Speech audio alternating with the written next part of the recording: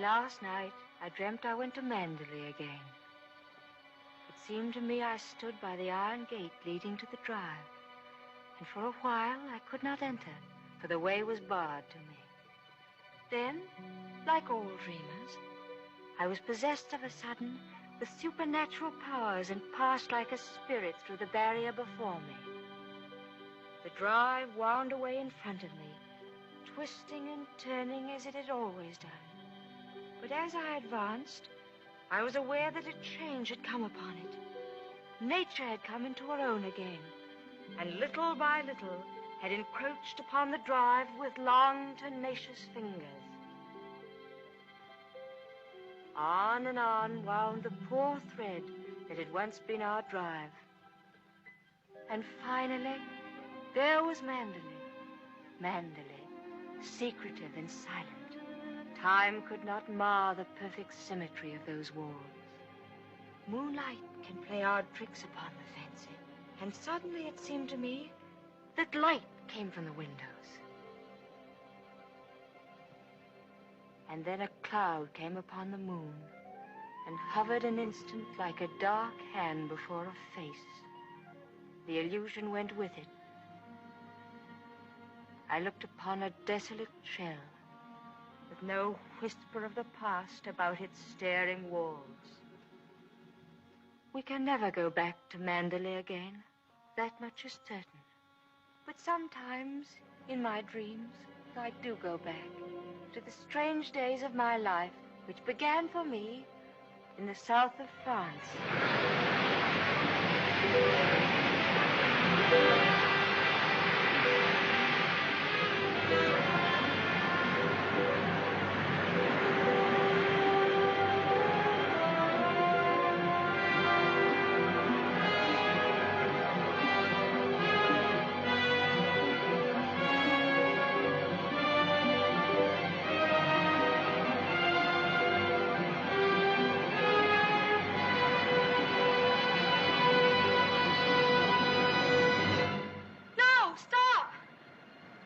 What the devil are you shouting about?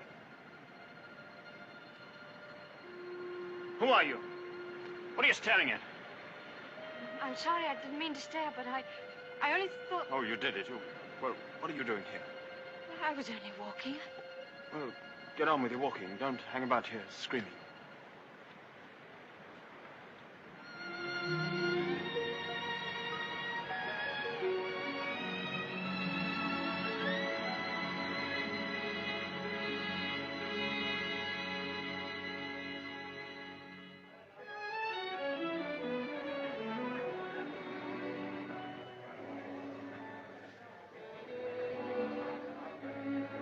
I'll never come to Montecarlo out of season again. Not a single well-known personality in the hotel. Stone cold. Waiter, garçon, call him. Tell him to get me some... Why, it's Max De Winter. How do you do?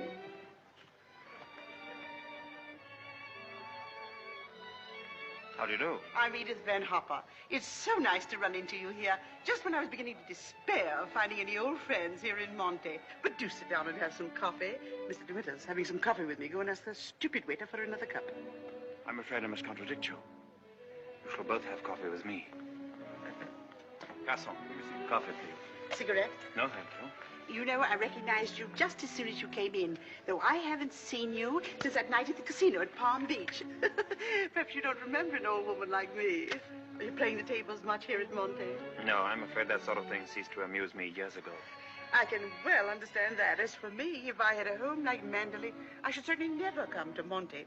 I hear it's one of the biggest places in that part of the country, and you just can't beat it for beauty. What do you think of Montecarlo? Or don't you think of it at all?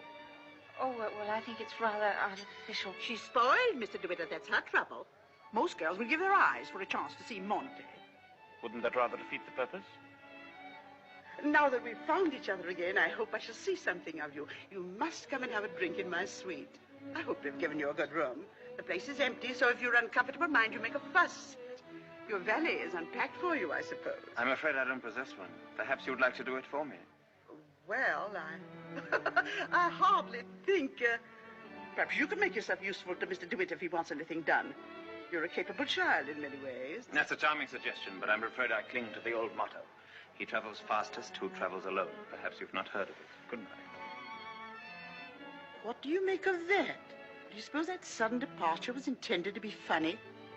Come, don't sit there gawking. Let's go upstairs. Have you got the key? Yes, Mrs. Van Hopper. I remember when I was younger, there was a well-known writer who used to dart down the back way whenever he saw me coming. I suppose he was in love with me and wasn't quite sure of himself. Well, c'est la vie. By the way, my dear, don't think that I mean to be unkind, but you were just a teeny-weeny bit forward with Mr. De Winter. Your effort to enter the conversation quite embarrassed me, and I'm sure it did him. Men loathe that sort of thing. Oh, come, don't sulk. After all, I am responsible for your behavior here. Perhaps he didn't notice it. Poor thing. I suppose he just can't get over his wife's death. They say he simply adored her.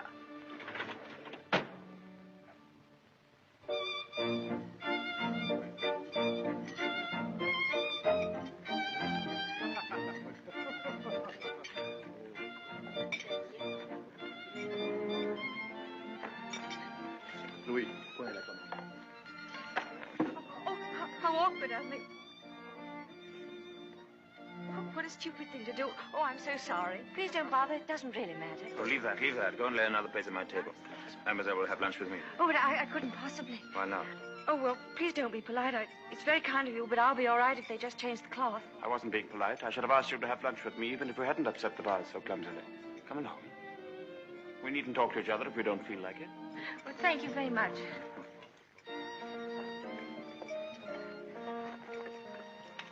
Oh, I'll just have some scrambled eggs. Oui, mademoiselle. What's happened to your friend? Oh, she's ill in bed with a cold. I'm sorry I was so rude to you yesterday. The only excuse I can offer is that I've become boorish through living alone. You weren't really. You simply wanted to be alone and... Tell me, is Mrs. Van Hopper a friend of yours or just a relation? No, she's my employer. I'm what is known as a paid companion. I didn't know companionship could be bought. I looked up the word companion in the dictionary once. It said, a friend of the bosom. I don't envy you the privilege. Well, she's very kind, really, and I have to earn my living. Haven't you any family? No, my mother died years and years ago, and then there was only my father, and he died last summer. And then I took this job. How rotten for you. Yes, it was rather, because, you see, we got on so well together. You and your father? Yes, he was a lovely person, very unusual. What was he? A painter. Ah, was he a good one? Well, I thought so, but people didn't understand him. That's often the trouble. He painted trees. At least it was one tree. You mean he painted the same tree over and over again? Yes, you see, he had a theory that if you should find one perfect thing or place or person, you should stick to it. Do you think that's very silly? Not at all. I'm a firm believer in that myself. And what did you find to do with yourself while he was painting his tree? Well, I sat with him and I sketched a little. I don't do it very well, though. Oh, you're going sketching this afternoon? Yes. Where? I haven't made up my mind. Oh, I'll drive you somewhere in the car. Oh, no, please, I didn't mean... Oh, nonsense. Finish up that mess and we'll get along. Thank you, it's very kind of you, but I'm not very hungry. Oh, come on, eat it up like a good girl.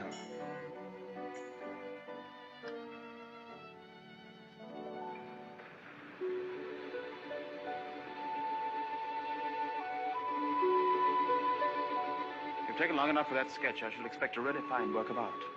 Oh, no, don't look at it. It's not nearly good enough. But it can't be as bad as all that. Now, don't rub it all out. Let me see it first. Well, it's the perspective. I never can get it Let me right. see, let me see. Oh, dear. Tell me, is it the perspective that gives my nose that curious twist in the middle? Well, you're not a very easy subject to sketch. Your expression keeps changing all the time. Does it? Well, I'd concentrate on the view instead if I were you. Much more worthwhile. Rather reminds me of our coastline at home. Do you know Cornwall at all? Yes, I went there once with my father on holiday. I was in a shop once, and I saw a postcard with a beautiful house on it right by the sea. And I asked whose house it was, and the old lady said, that's Mandalay. I felt ashamed for not knowing. And Mandalay is beautiful. To me, it's just the place where I was born. I've lived in all my life. But now, I don't suppose I shall ever see it again.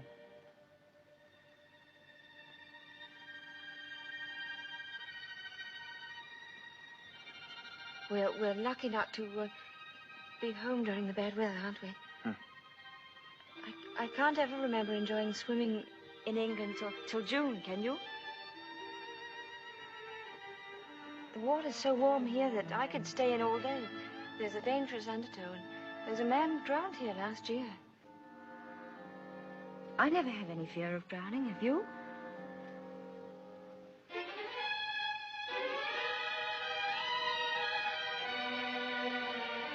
Come, I'll take you home.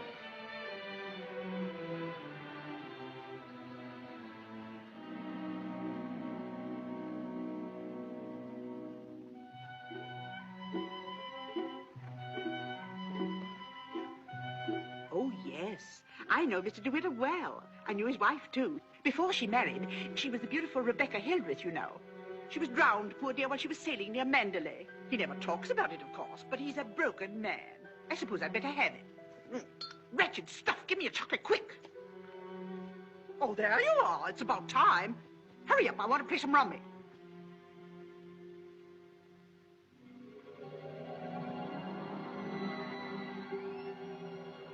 She was the beautiful Rebecca Hildreth, you know. They say he simply adored her. She was the beautiful Rebecca Hildreth, you know. I suppose he just can't get over his wife's death. She was the beautiful Rebecca Hildreth, you know. But he's a broken man.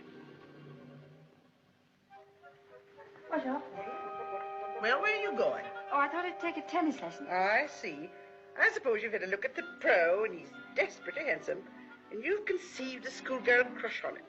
All right, go ahead, make the most of it. Off duty? Oh, yes, Mrs. Van Hopper's cold's turned into flu, so she's got to train nurse. I'm sorry for the nurse. You keen on tennis? No, not particularly. That's good. We'll go for a drive.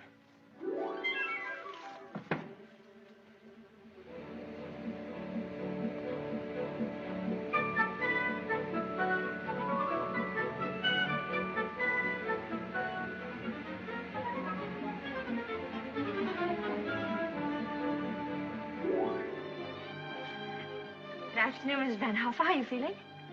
You got on rather well with him, didn't you? That pro must have been teaching you other things than tennis. Hurry up, I want you to make some calls. Wonder if Mr. De Winter is still in the hotel.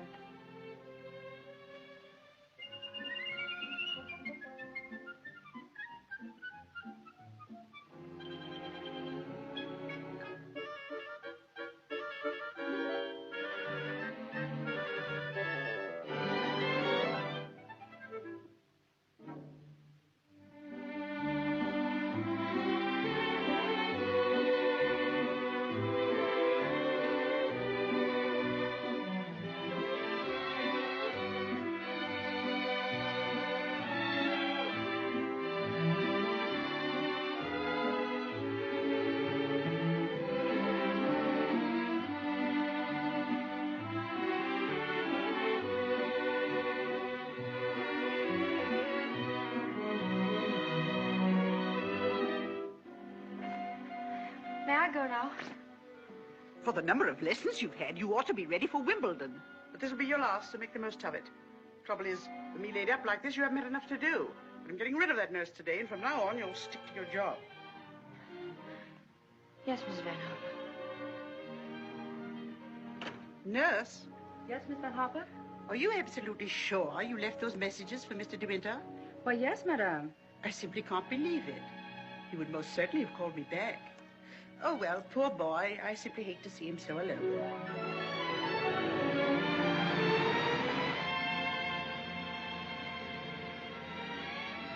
No, I wish there could be an invention that bottled up the memory like perfume, and it never faded, never got stale. And then whenever I wanted to, I could uncork the bottle and live the memory all over again. And what particular moment in your young life would you want to keep? Oh, all of them. All these last few days. I feel as though I'd collected a whole shelf full of bottles. Sometimes, you know, those little bottles contain demons that have a way of popping out at you just as you're trying most desperately to forget.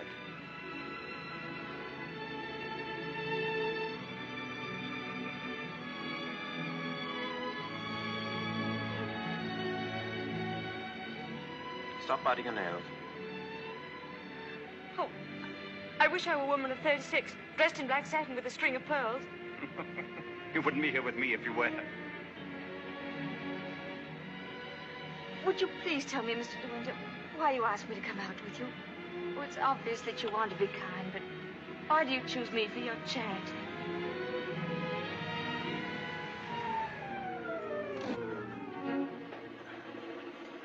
I asked you to come out with me because I wanted your company.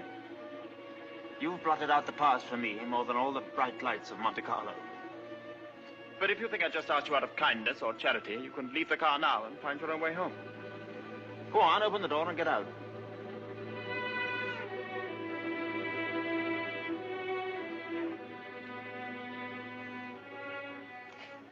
Better blow your nose.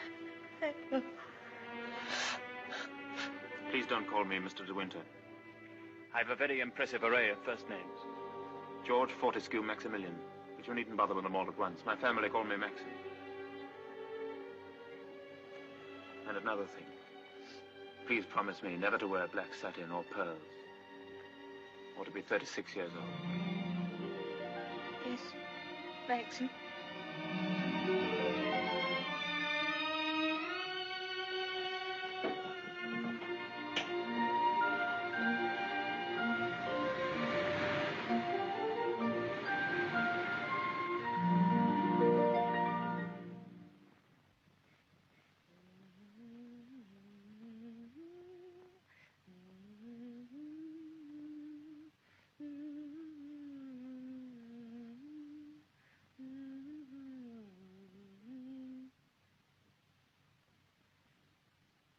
For the love of Pete, come here. What do you think? My daughter's engaged to be married. Oh, really? How nice. We must leave for New York at once. Get reservations on the Aquitania, and we'll take the 12:30 train for Cherbourg. Hurry up and get in and help with the packing. We've no time to waste. Go on and don't dawdle. Mr. De Winter, please. Oh, he's gone out riding. He won't be back till noon. Oh. Well, give me the porter, please.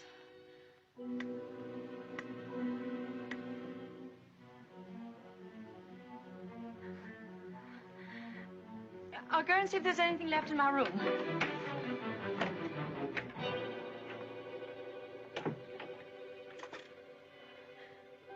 Has Mr. De Winter come in yet? Oh, he has. Would you connect me, please?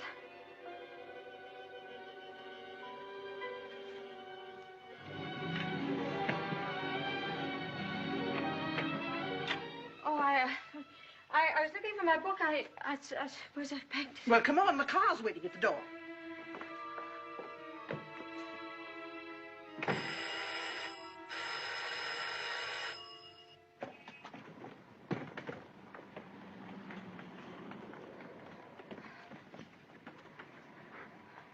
I'd like to leave a forwarding address if they happen to find that book.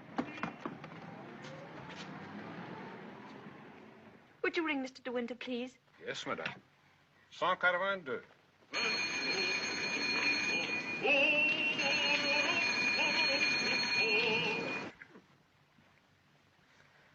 There isn't any answer. Thank you. Tell her to hurry up. Yes, madam. I was looking for Mr. De Winter. Mr. De Winter just ordered breakfast in his room, mademoiselle. Come in.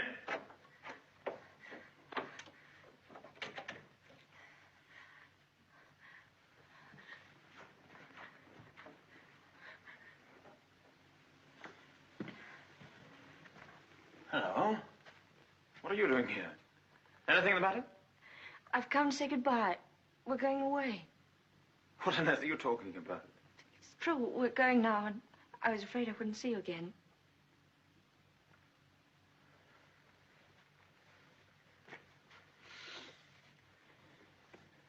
Where's she taking you to? New York. I don't want to go. I shall hate it. I shall be miserable.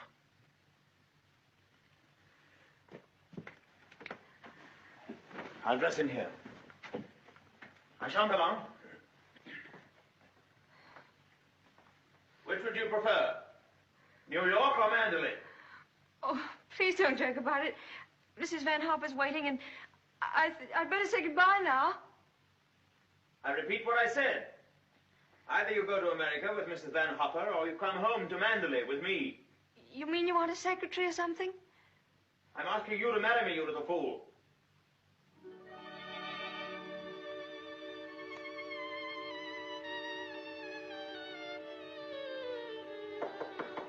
Come in. Is that my food? I'm famished. I didn't have any breakfast.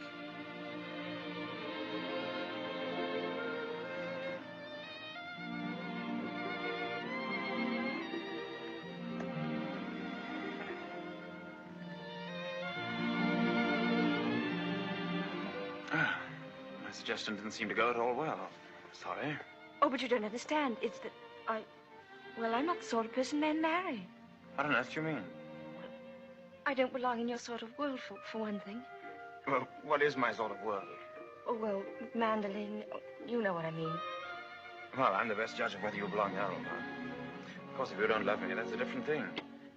Fine blow to my conceit, that's all. Oh, I do love you. I love you most dreadfully. I've been crying all morning because I thought I'd never see you again.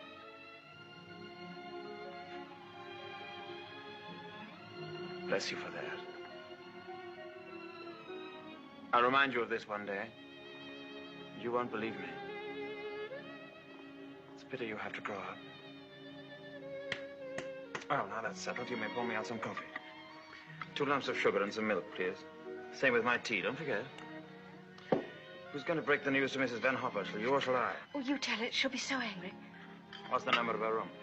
Oh, she's not there. She's downstairs in the car. Hello? Give me the date, please. Hello? You'll find Mrs. Van Hopper waiting outside in her car. Would you ask her with my compliments if she'd very kindly come up and see me in my room? Yes, in my room. Mr. De Winter says, please, for you to come up to his room. Mr. De Winter? Why, certainly.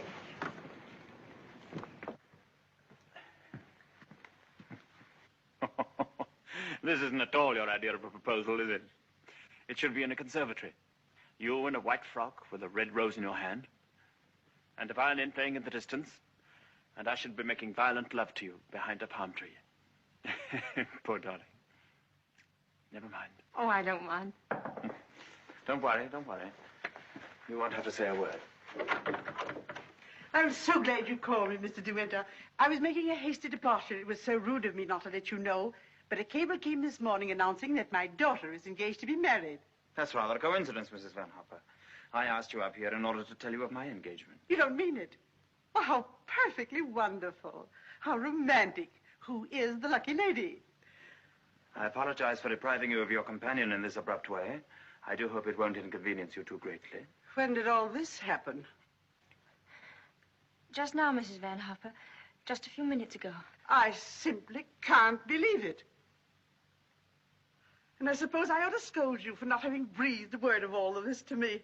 What am I thinking of? I shall give you both my congratulations and my blessings. I'm very happy for you both. When and where is the wedding to be? Here, as soon as possible. Oh, well, when romance. Splendid. I could easily postpone my sailing for a week. This poor child has no mother, so I shall take responsibility for all the arrangements. Trousseau, reception, and everything, and I'll give the bride away. But I luggage. Go down and tell the porter to take everything out of the car. Just a minute. We're most grateful, Mrs. Van Hopper, but I think we'd both prefer to have it all as quiet as possible. And I couldn't possibly allow you to change your sailing plans. Oh, but... No. Dear, I'll go down and see that your luggage is brought back. Thank you, Max. So this is what's been happening during my illness. Tennis lessons, my foot. I suppose I have to hand it to you for a fast worker. How did you manage it? Still waters certainly run deep.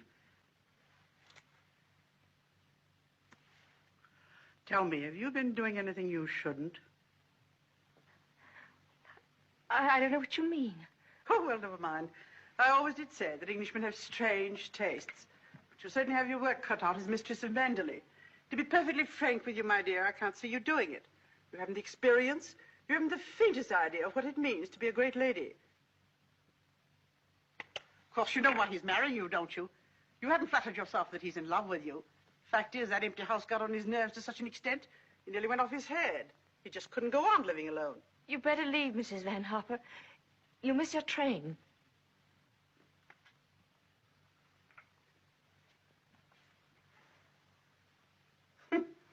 Mrs. De Winter.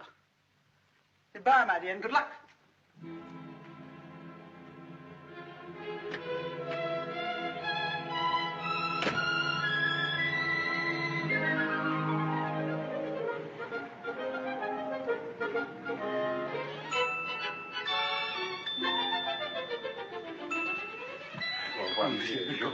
Merci.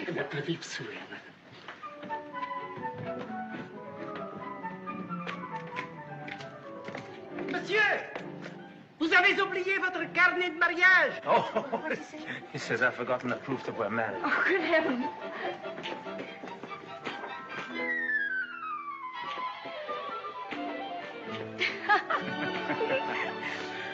Somebody else had the same idea.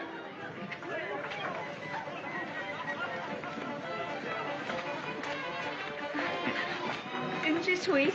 Yes. You'd have liked a bridal veil, wouldn't you? Or at least... Madame, combien ça fait? As-tu le tout? Je remercie. Yes. Oh, Max, how lovely. Oh, how perfectly lovely. Oh, perfectly lovely.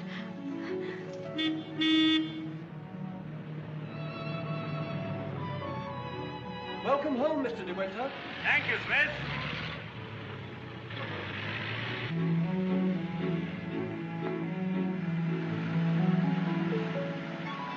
Cold, darling? Yes, just a little bit. There's no need to be frightened, you know. Just be yourself and they'll all adore you.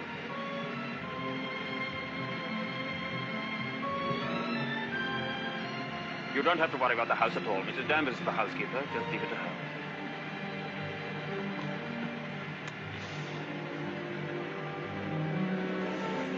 Hello. It's starting to rain. Better hurry up. Here, have this. Put it over your head. Thank you.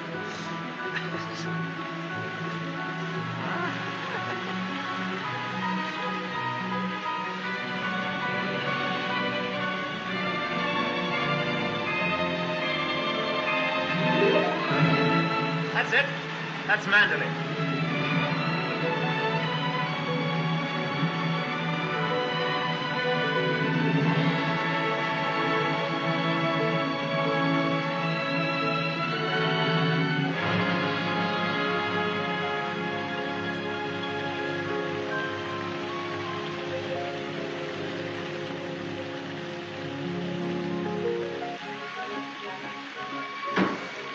Here we are, Fritz. Everybody well? Yes, thank you, sir. We're glad to see you home, sir. This is Mrs. De Winter, Fritz. How do you do?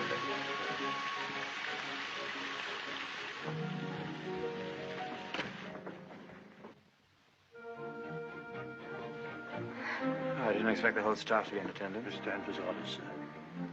Oh. Sorry about this. Won't take long.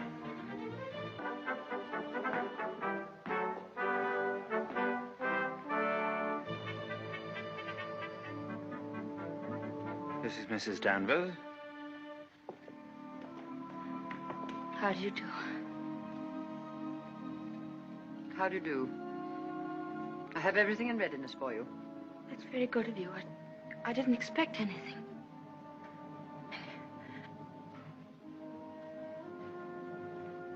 I think we'd like some tea, Frith. Ready in the library, sir. Come along, darling.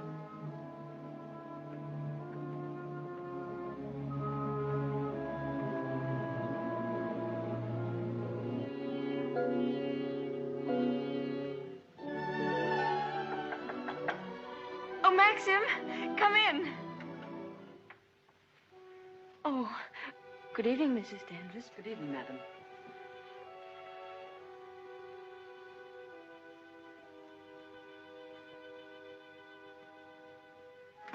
I hope Alice was satisfactory, madam. Oh, yes, thank you. Perfectly. She's the parlor maid. She'll have to look after you until your own maid arrives. Oh, but I haven't a maid. I'm sure Alice will do very nicely. I'm afraid that would not do for very long, madam. It's usual for ladies in your position to have a personal maid. I hope you approve the new decoration of these rooms, madam. Oh, I didn't know it'd been changed. I hope you haven't been to too much trouble. I only followed out Mr. De Winter's instructions. Oh, well, what did it look like before? It had an old paper and different hangings. It was never used much, except for occasional visitors. Oh, then it wasn't Mr. De Winter's room originally. No, madam. He's never used the east wing before. Of course, there's no view of the sea from here. The only good view of the sea is from the west wing. The room's very charming, and I'm sure I'll be comfortable. If there's anything you want done, madam, you have only to tell me. I suppose you've been at Manderley for many years, longer than anyone else. Not so long as Frith. He was here when the old gentleman was living, when Mr. De Winter was a boy. Oh, I see, and you didn't come till after that. I came here when the first Mrs. De Winter was a bride.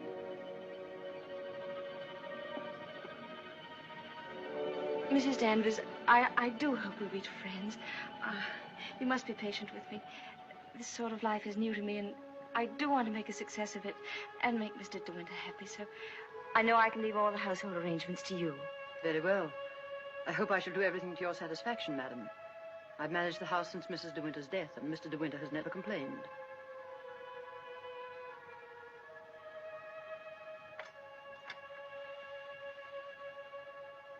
I think I'll go downstairs now.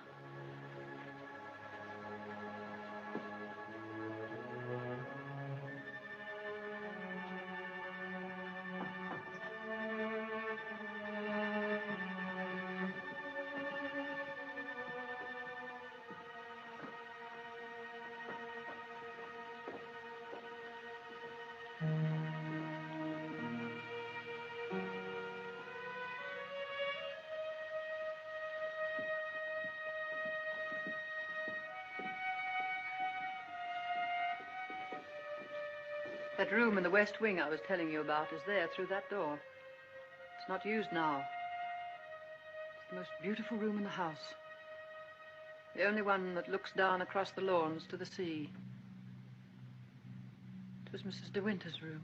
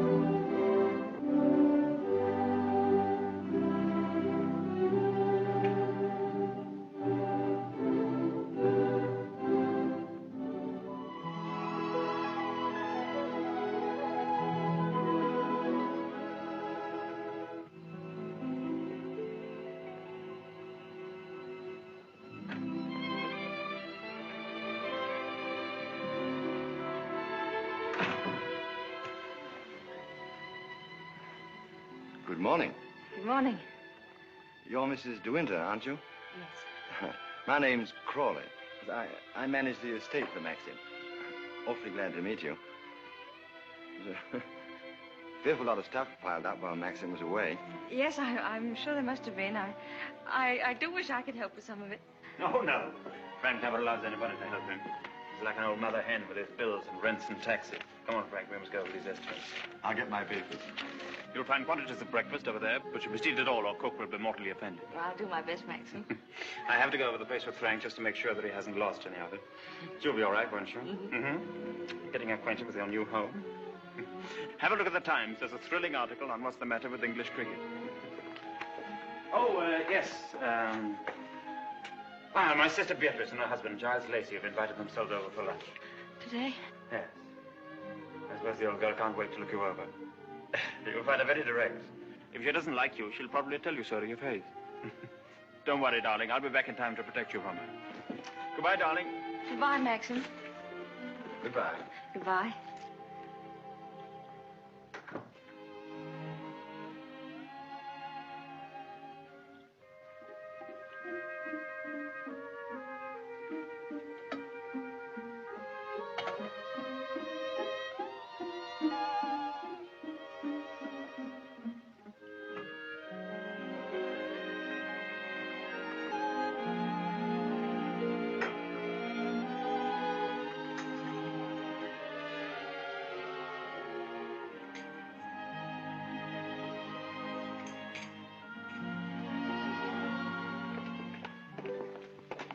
Good morning, madam.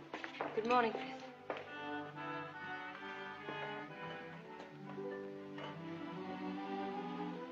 Isn't there anything I could get for you, madam? Oh, no, thank you, Frith. I'm really not very hungry. Thank you. The paper, madam. Oh, yes, thank you, Frith.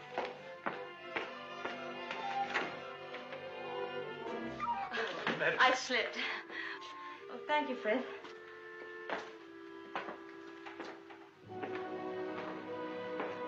It's big, isn't it? Yes, madam. Mandalay is a big place. This was the banquet hall in the old days.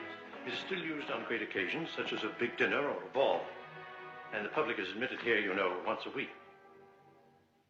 That's nice.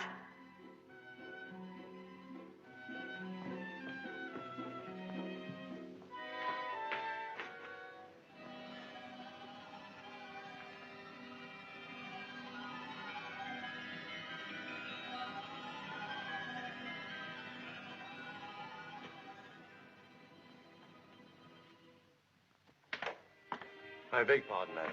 I'm afraid the fire is not usually lit in the library until the afternoon, but you'll find one in the morning room. Of course, if you wish this fire lit now, madam. Oh, no, Frith, I wouldn't dream. Mrs. De Winter, I mean the late Mrs. De Winter always did her correspondence and telephoning in the morning room, after breakfast. Thank you, Frith.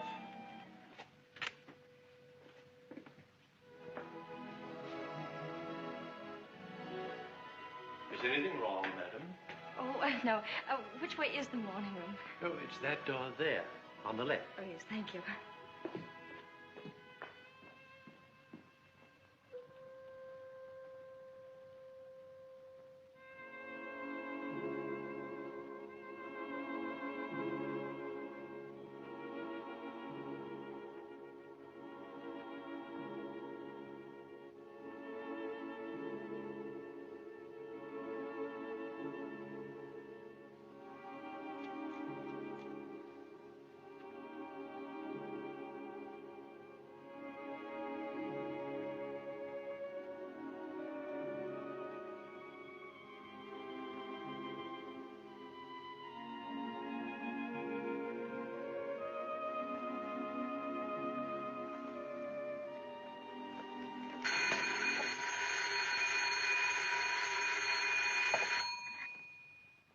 Mrs. De Winter?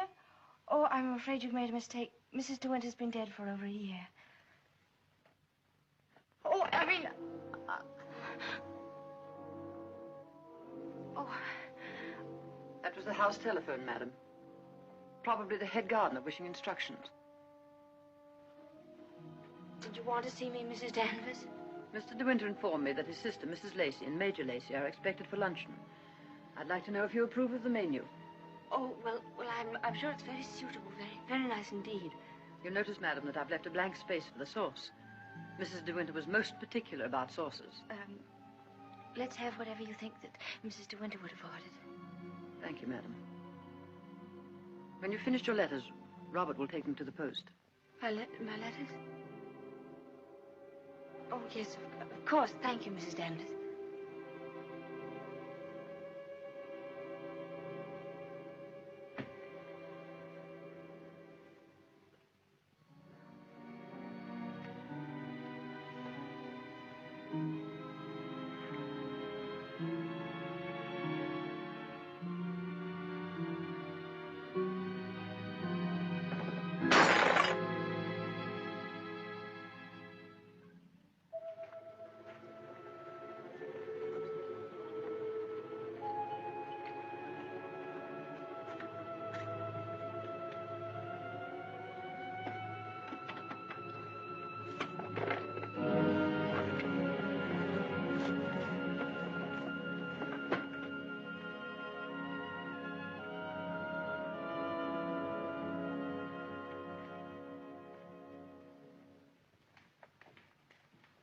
How are you, Fifth?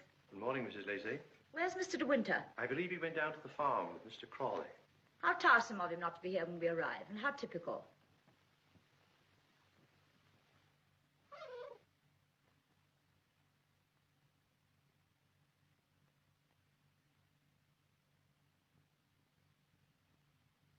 I must say old Danvers keeps the house looking lovely. She certainly learned that trick of arranging flowers from Rebecca. I wonder how she likes it now, being ordered about by an ex-chorus girl. Now, where on earth did you get the idea she's an ex-chorus girl? He picked her up in the south of France, didn't he? What if he did? Well, I mean to say, there you are.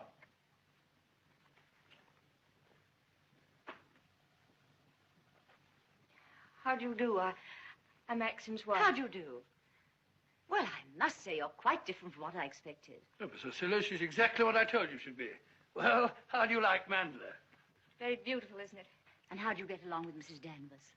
Well, I've never met anyone quite like her before. You mean she scares you? She's not exactly an oil painting, is she? Giles, you're very much in the way here. Go somewhere else. Well, I'll try and find Maxim, shall I? Giles? I didn't mean to say anything against Mrs. Danvers. Oh, there's no need for you to be frightened of her. But I shouldn't have any more to do with her than you can help. Shall we sit down? Oh, yes, please. You see, she's bound to be insanely jealous at first. And she must resent you bitterly. Why should she? Don't you know? I should have thought Maxim would have told you. She simply adored Rebecca.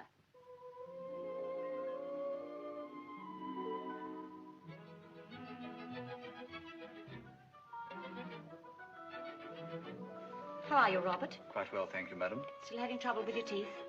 Unfortunately, yes, madam. You should have them out. All of them. Wretched nuisances, teeth. Thank you, madam. What a plateful. Do you hunt? No, I don't. I'm afraid I don't even ride. Oh, have to ride down here. We all do. Which do you ride, side saddle or astride? Oh, yes, of course, I forgot you don't, do you? You must. Nothing else to do down here. Maxim, when are you going to have parties here again like the old days? Oh, I haven't thought about it. But everyone's dying to see you, and... Yes, I bet they are. Why don't you have the masquerade ball again this summer? My dear, you fond of dancing? Well, I love it, but I'm not very good at it. Do you rumble? I've never tried. You must teach me. I shall, but I'm trying to find out exactly what your wife does do. She sketches a little. Sketches? Well, not this modern stuff, I hope. You know, portrait of a lampshade upside down to represent a soul in torment. Don't sail, do you? No, I don't. Thank goodness for that. Huh?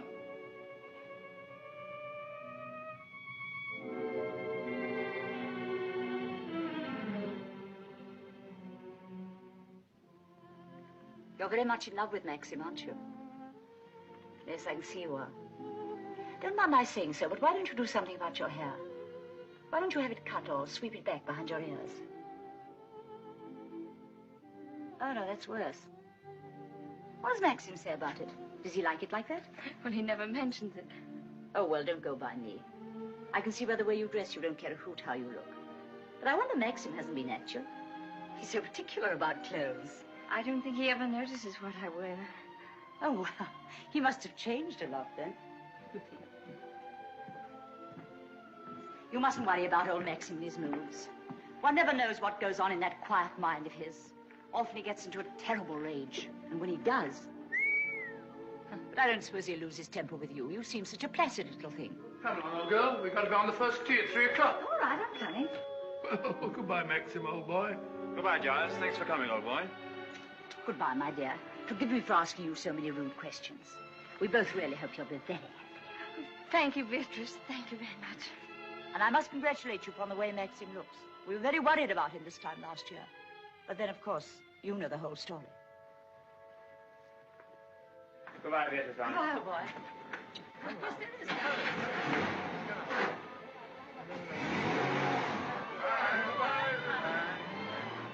Well, thank heavens they've gone. Now we can have a walk about the place. Looks as though we might have a shower, but you won't mind that, will you? No, but wait a minute. I'll go upstairs and get a coat. There's a heap of mackintoshes in the flower room. Robert, run and get a coat from the flower room for Mrs. De Winter, will you? What do you think of Beatrice? Oh, I liked her very much, but she kept saying that I was quite different from what she expected. What the devil did she expect? Oh, someone smarter and more sophisticated, I'm afraid. Oh. Do you like my hair? Your hair? Yes, of course I do. What's the matter with it? Oh, I don't know. I just wondered. How funny you are. Thank you. Do I have to put it on? Yes, certainly. Can't be too careful with children. Come on, Jasper, come and take some of that fat off.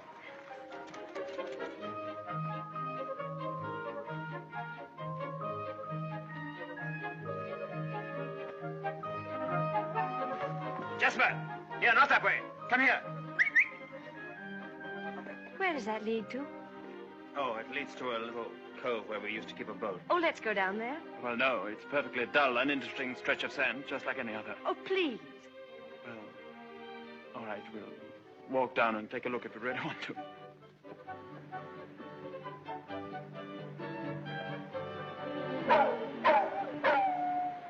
That's Jasper. There must be something wrong.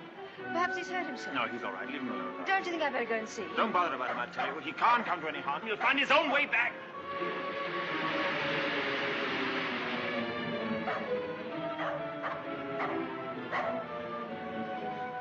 Jasper! Jasper! Oh, there you are.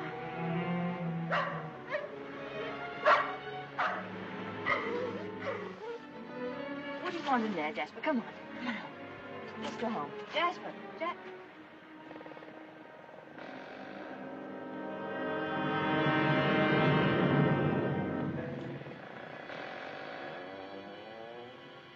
Oh.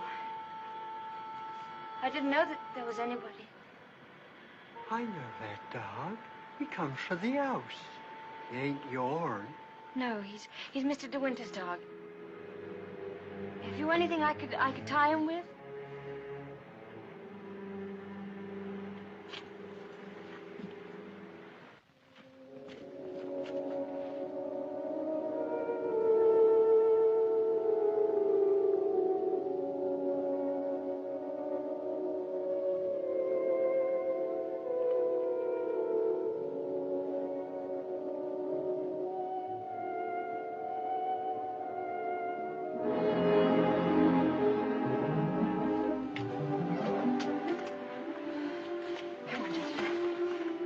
Tell anyone you saw me in there, will you?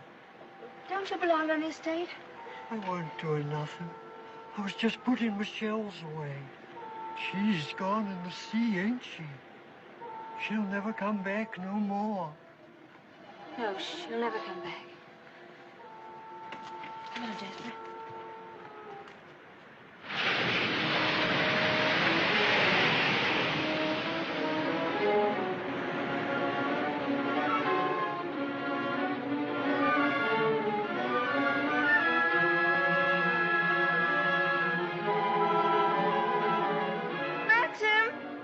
What's the matter? Maxim!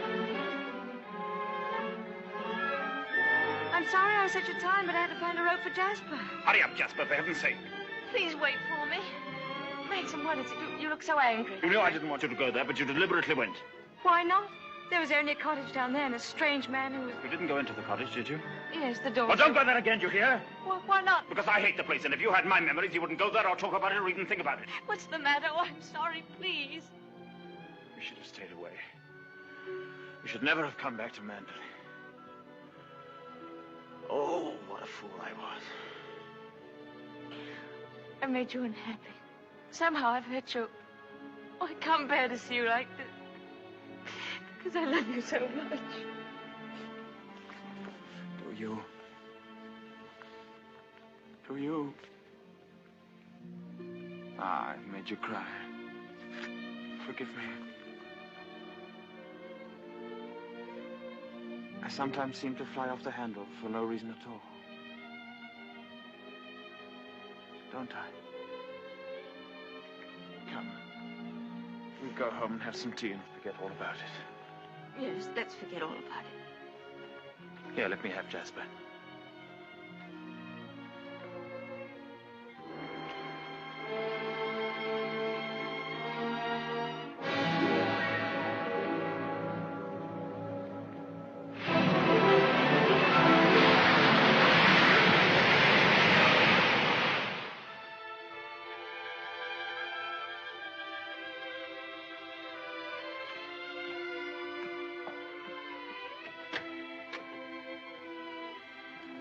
Come in. Oh, please don't get up, Mr. Crawley.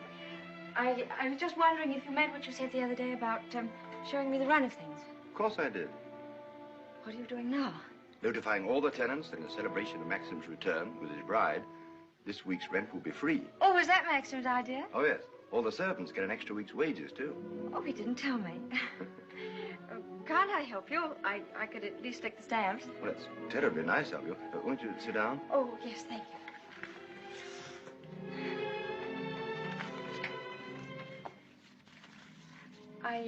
I was down at the cottage on the beach the other day.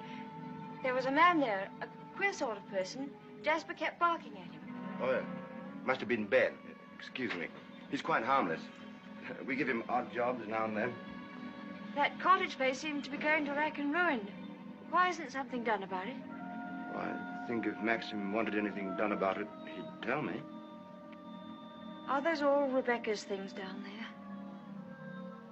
there? Yes. Yes, they are. What did she use the cottage for? The boat used to be moored near there. What boat?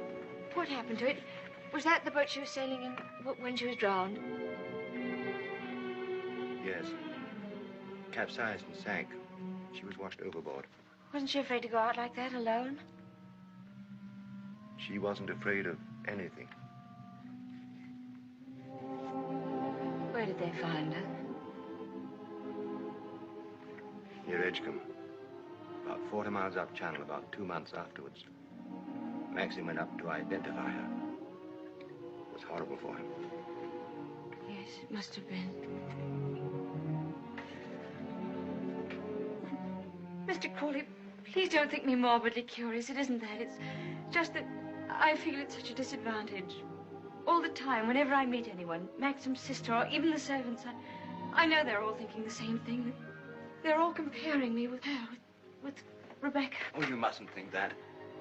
I can't tell you how glad I am that you married Maxim. It's going to make all the difference to his life. And from my point of view, it's very refreshing to find someone like yourself who's not entirely in tune, shall we say, with Mandalay. That's very sweet of you. I dare say I've been stupid, but every day I realize the things that she had and that I lack. Beauty and wit and intelligence and all the things that are so important in a woman. Oh, you have qualities that are just as important. More important, if I may say so. Kindness and sincerity and, if you'll forgive me, modesty mean more to a husband than all the wit and beauty in the world. We none of us want to live in the past. Maxim least of all. It's up to you, you know, to lead us away from it. I promise you I won't bring this up again, but before we end this conversation, would you answer just one more question? If it's something I'm able to answer, I'll do my best. Tell me, what was Rebecca really like?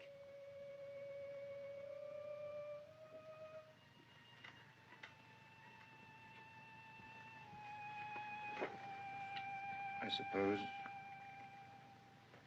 suppose she was the most beautiful creature I ever saw.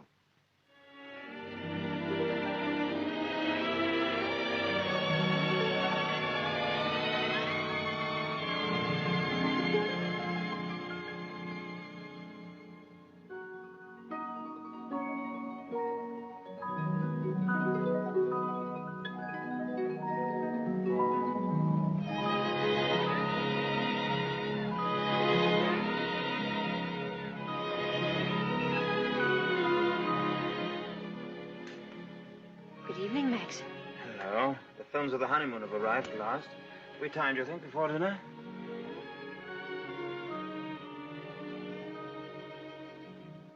What on earth have you done to yourself?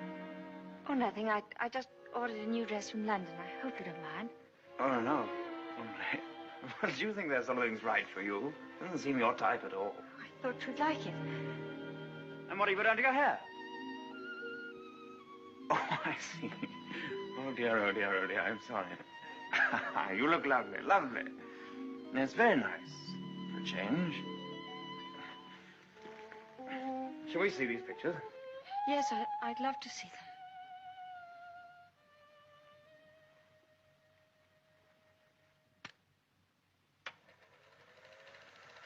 Ah, look now. Oh, look at that. Wasn't it wonderful, darling? Can't we go back there someday? Yes, of course, of course. Ah, look at you. Won't our grandchildren be delighted when they see how lovely you were? Oh, look at you. Yes. Oh, I see. Oh, I like that. Look at that. That's very nice. Oh, remember that. Yes. Oh, I wish our honeymoon could have lasted forever, Maxim. Oh, dash it, look. Oh, hang it. Threaded it up wrong as usual or something. Yes, Frith, what is it? Excuse me, sir. May I have a word with you? Yes. Come in. It's about Robert, sir. There's been a slight unpleasantness between him and Mrs. Danvers. Oh, dear. Robert is very upset. Oh, this is trouble. What is it? It appears that Mrs. Danvers has accused Robert of stealing a valuable ornament from the morning room. Robert denies the accusation most emphatically, sir. What was the thing, anyway? China Cupid, sir. Oh, dear, that's one of our treasures, isn't it? Well, tell Mrs. Danvers to get to the bottom of it somehow and tell her I'm sure it wasn't Robert. Very good, sir. Oh, why do they come to me with these things? That's your job, sweetheart. Maxim, I wanted to tell you, but, well, I forgot. Fact is, I broke the China Cupid. You broke it? Now, why on earth didn't you say something about it when Frith was here? I don't know. I didn't like to.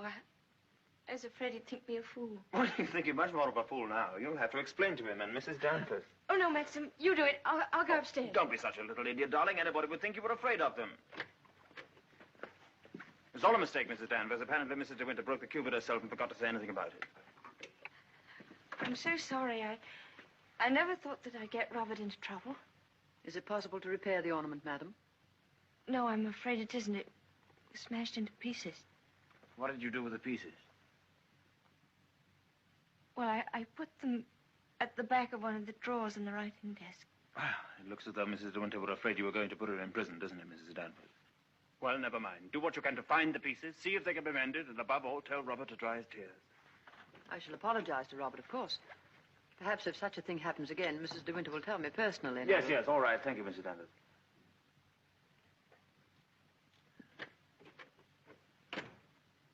Well, I suppose that clip will hold all right. I don't know.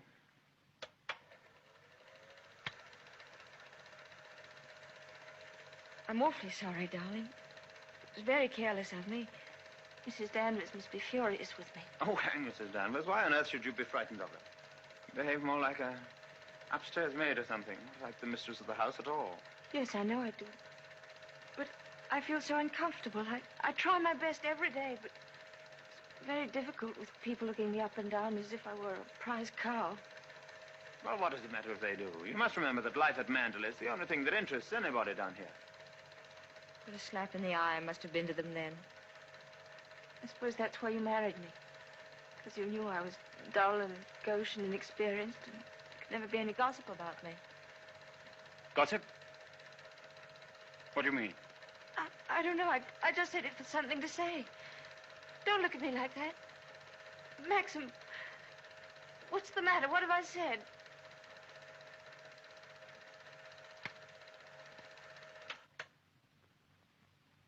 Wasn't a very attractive thing to say, was it? No. It was rude, hateful.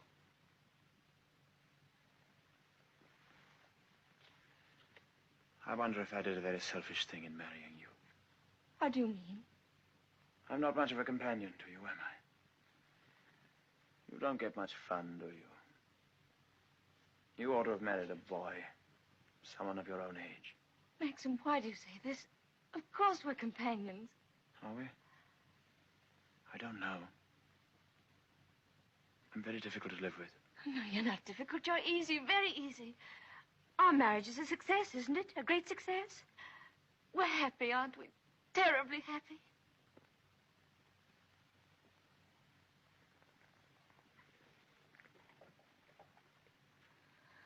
If you don't think we are happy, it would be much better if you didn't pretend. I'll go away. Why don't you answer me? How can I answer you when I don't know the answer myself? If you say we're happy, let's leave it at that. Happiness is something I know nothing about.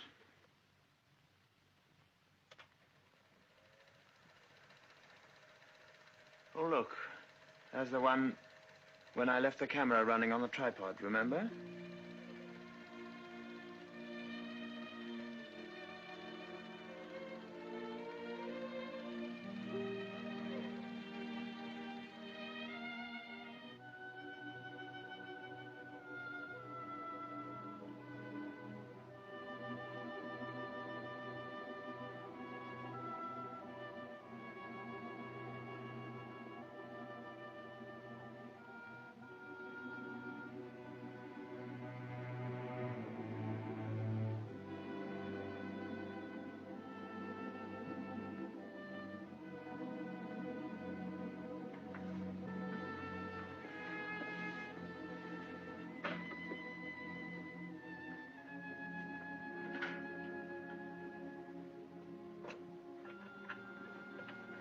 Pardon me, madam. Is there anything I can do for you? Yes, I'm all right, Hilda.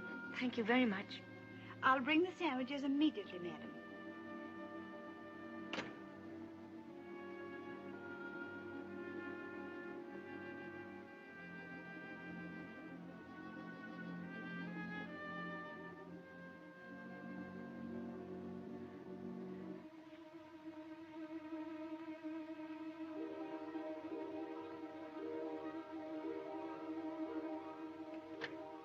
Hilda? Yes, madam? The West Wing. Nobody ever uses it anymore, do they? No, madam. Not since the death of Mrs. De Winter.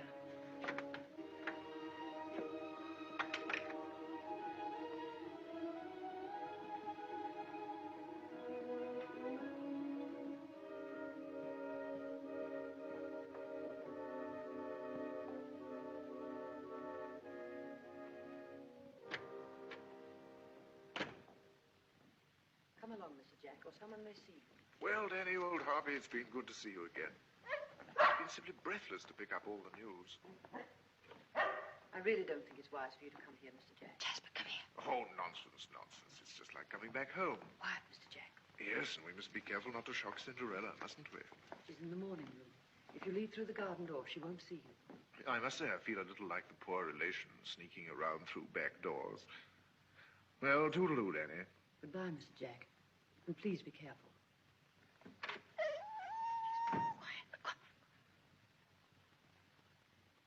Looking for me? Oh, I didn't make you jump, did I? No, of course not. I didn't quite know who it was. Yes. You're pleased to see me, aren't you, old boy? I'm glad there's someone in the family to welcome me back to Manderley. And, how is dear old Max? Very well, thank you. I hear he went up to London, left his little bride all alone. It's too bad. Are you rather afraid that somebody might come down and carry you off? Danny, all your precautions were in vain. The mistress of the house is hiding behind the door. Oh, what about presenting me to the bride? This is Mr. Fabel, madam. How do you do? How do you do? Won't you have some tea or something? Well, now, isn't that a charming invitation? I've been asked to stay to tea, Danny, and I have a good mind to accept. Oh, well, perhaps you're right. Pity, just we're getting on so nicely. We mustn't lead the young bride astray, must we, Jasper? Goodbye. It's been fun meeting you. Oh, and by the way, it would be very decent of you if you didn't mention this little visit to your revered husband. He doesn't exactly approve of me. Very well. That's very sporting of you. I wish I had a young bride of 3 months waiting for me at home. I'm just a lonely old bachelor. Fare thee well. Oh, and I know what was wrong with that introduction. Danny didn't tell you, did she? I'm Rebecca's favorite cousin. Toodaloo.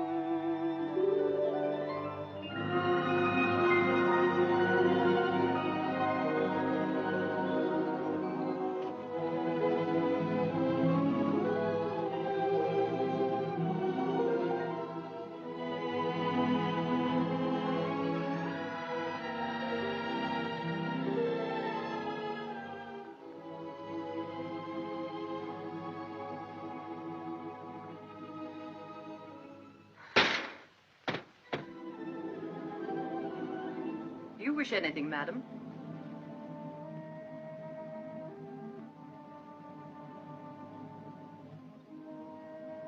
I didn't expect to see you, Mrs. Danvers.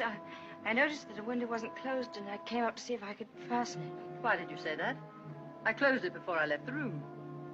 You opened it yourself, didn't you? You've always wanted to see this room, haven't you, madam? Why did you never ask me to show it to you? I was ready to show it to you every day.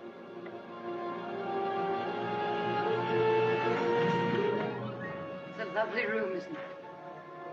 Loveliest room you've ever seen. Everything is kept just as Mrs. De Winter liked it. Nothing has been altered since that last night.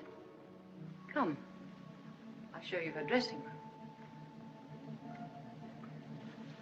This is where I keep all her clothes. You would like to see them, wouldn't you?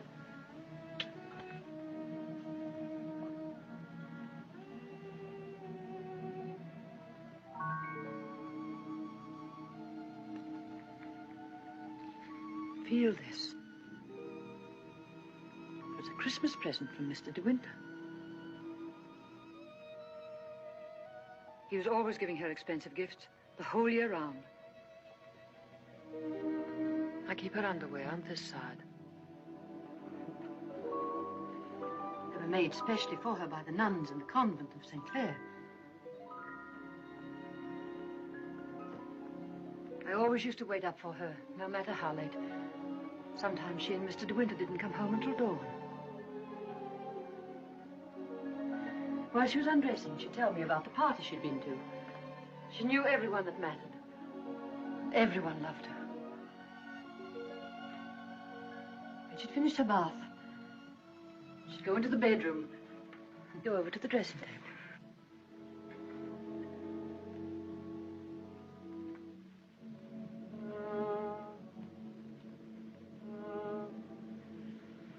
Oh, you've moved her brush, haven't you? There, that's better. Just as she always laid it down. Come on, Danny. Hair drill, she would say. I'd stand behind her like this and brush away for 20 minutes at a time. And then she would say, "Good night, Danny," and step into her bed.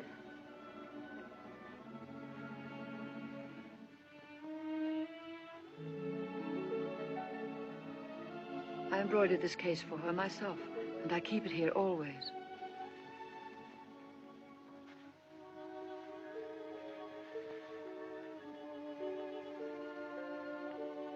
Did you ever see anything so delicate?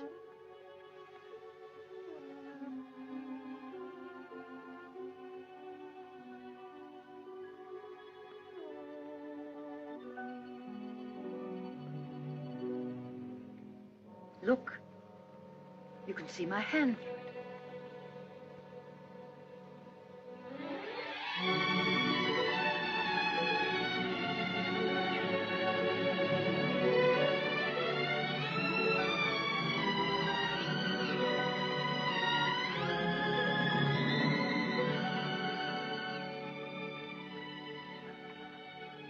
You wouldn't think she'd been gone so long, would you?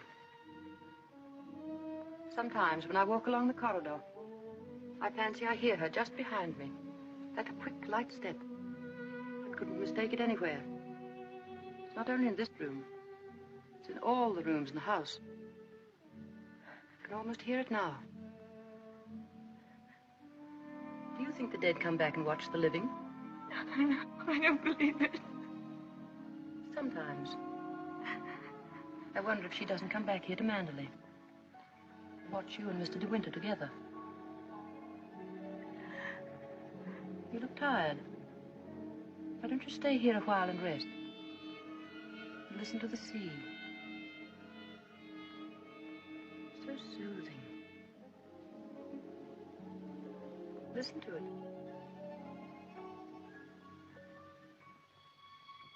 Listen. Listen to the sea.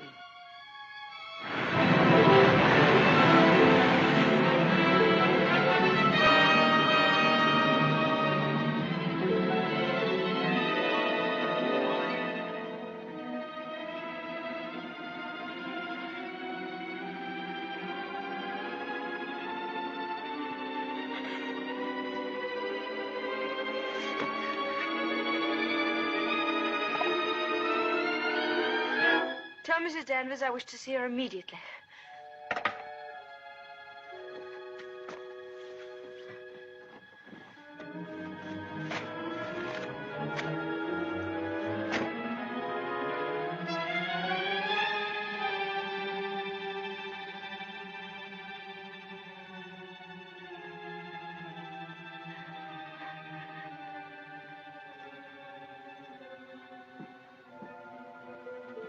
You sent for me, madam? Yes, Mrs. Danvers. I want you to get rid of all these things. These are Mrs. De Winter's things. I am Mrs. De Winter now. Very well, I'll give the instructions. Just a moment, please. Mrs. Danvers, I intend to say nothing to Mr. De Winter about Mr. Favel's visit. In fact, I prefer to forget everything that happened this afternoon.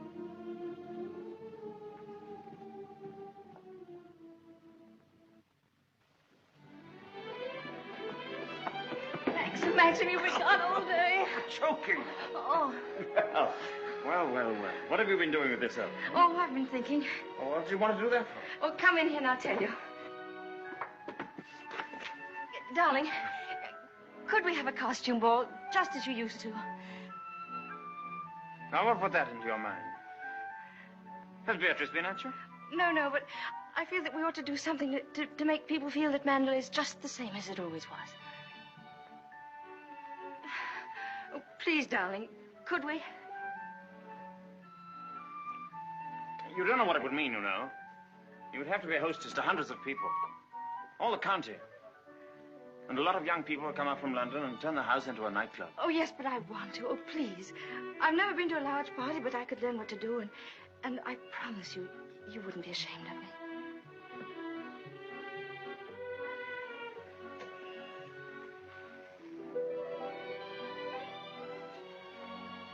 All right, if you think you'd enjoy it. You better get Mrs. Danvers to help you, haven't you? No, I don't need Mrs. Danvers to help me. I can do it myself. Oh, all right, my sweet. Oh, thank you, darling. Thank you. Well, what do you go as? Oh, I never dress up. That's the one privilege I claim as the host. What will you be, Alice in Wonderland with that ribbon around your hair? No, I won't tell you.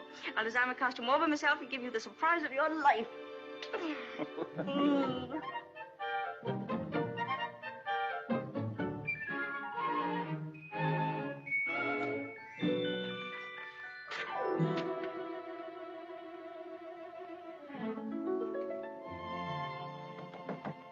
Come in.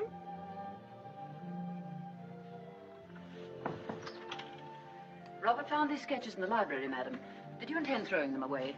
Yes, Mrs. Danvers, I did. They were just some ideas I was sketching for my costume for the ball. Hasn't Mr. De Winter suggested anything? No, I want to surprise him. I don't want him to know anything about it. I merely thought that you might find a costume among the family portraits that would suit you. Oh, you mean those at the top of the stairs? I'll go and look at them.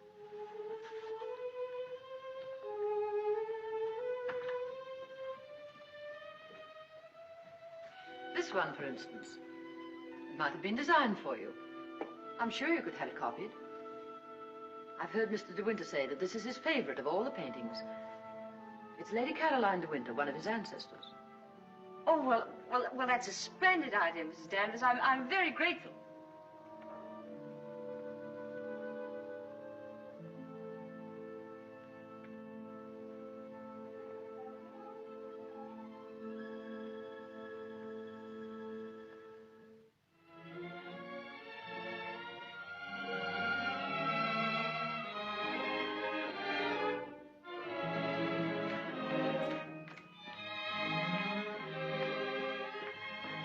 Everything under control, Frith? Yes, thank you. Excuse me, sir. Are you supposed to be a schoolmaster? Oh, no. This is just my old cap and gown. Certainly makes a very nice costume, sir. And economical, too. Yes, that was the idea.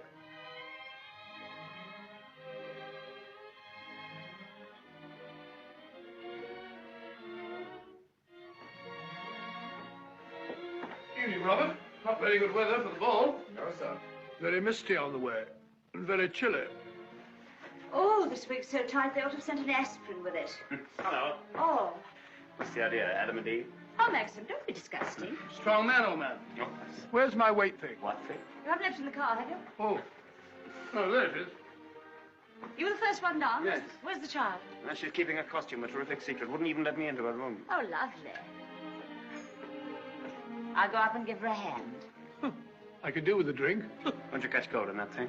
Don't be silly. Pure wool, old boy. Pardon me, sir.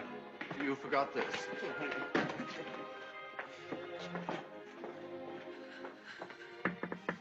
Here I am, dear. It's Bee. I've come to give you a hand. Oh, please don't come in, Beatrice. I don't want anyone to see my costume. Oh. Oh, well, you won't be long, will you? Because the first people will be arriving any moment. Now, you're sure that's where that should be? Yes, madam, it's just right. Oh, isn't it exciting? Indeed it is, madam. I've always heard of the Mandalay Ball, and now I'm really going to see one. Sure there'll be no one there to touch you, madam. Do you really think so? Now, where's my fan? Now, you're sure I look all right? You look ever so beautiful. Well, there goes.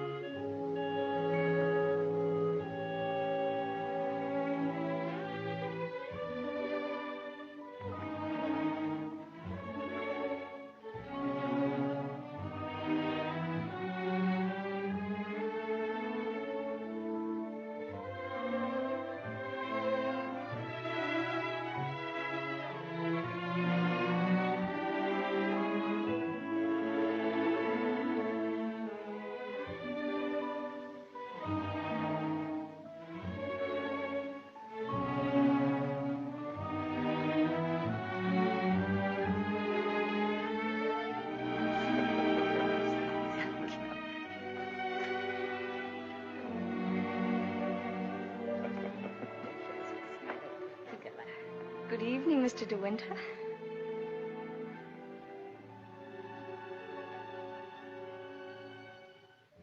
What the devil do you think you're doing?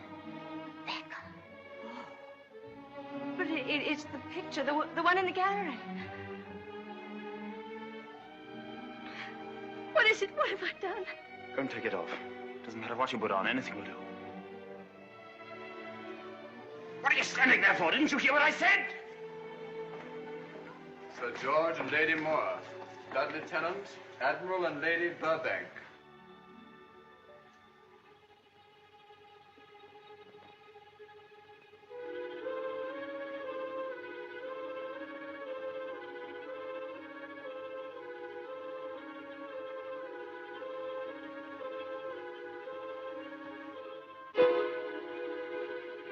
I watched you go down, just as I watched her a year ago.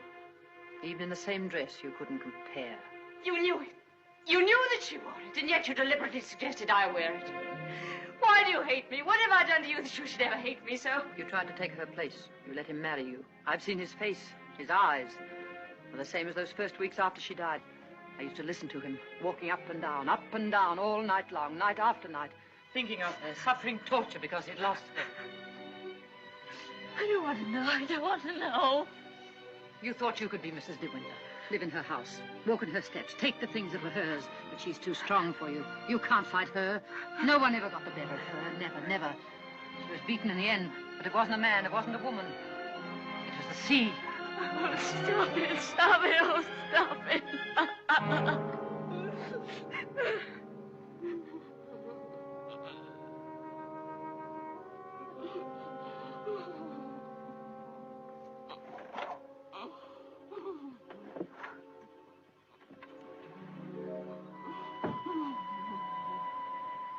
You're overwrought, madam.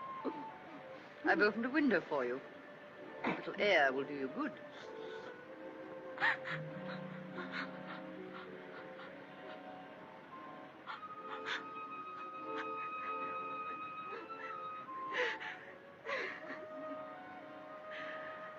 Why don't you go? Why don't you leave Mandalay? He doesn't need you. He's got his memories. He doesn't love you. He wants to be alone again with her. You've nothing to stay for. You've nothing to live for, really, have you? Look down there. It's easy, isn't it? Why don't you? Why don't you? Go on. Go on. Don't be afraid.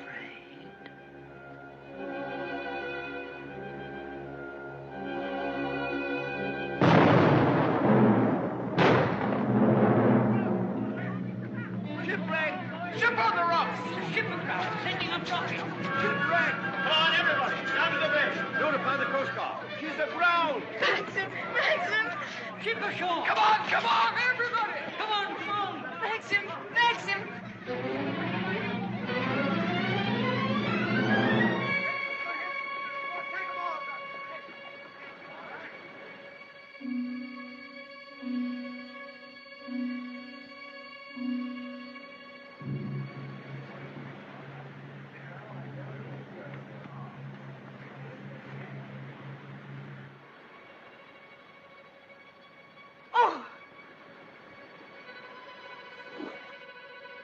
Ben, have you seen Mr. De Winter anywhere? She won't come back, will she? You said so. Who, Ben? What do you mean? Ah, the other one.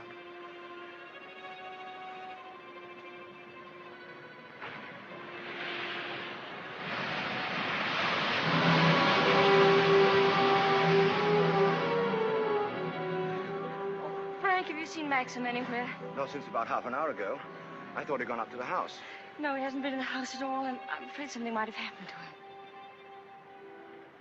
Frank, what's the matter? Is anything wrong? There is something wrong. Well, the diver who went down to inspect the bottom of the ship came across the hull of another boat. A little sailboat. Frank, is it? Yes. It's Rebecca's. How did they recognize it? was a local man. Knew it instantly. It'll be so hard on poor Maxim. Yes. It's going to bring it all back again. And worse than before. Why did they have to find it? Why couldn't they have left it there in peace at the bottom of the sea? Fine.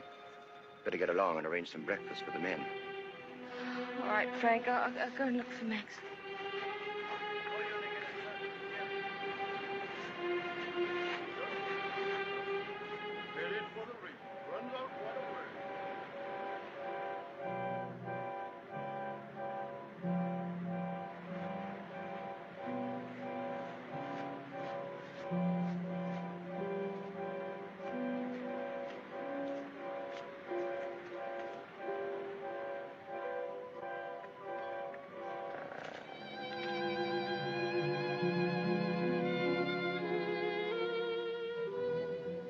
Hello. Maxim! You haven't had any sleep. Have you forgiven me? Forgiven you? What have I got to forgive you for? For last night, my stupidity about the costume. Oh, that. I'd forgotten. I was angry with you, wasn't I? Hmm. Maxim, can't we start all over again? I don't ask that you should love me. I won't ask impossible things. I'll be your friend, your companion. I'll be happy with that.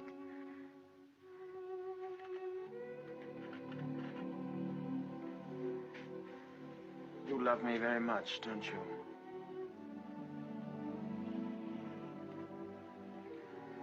But it's too late, my darling. We've lost our little chance of happiness. No, Maxim, no.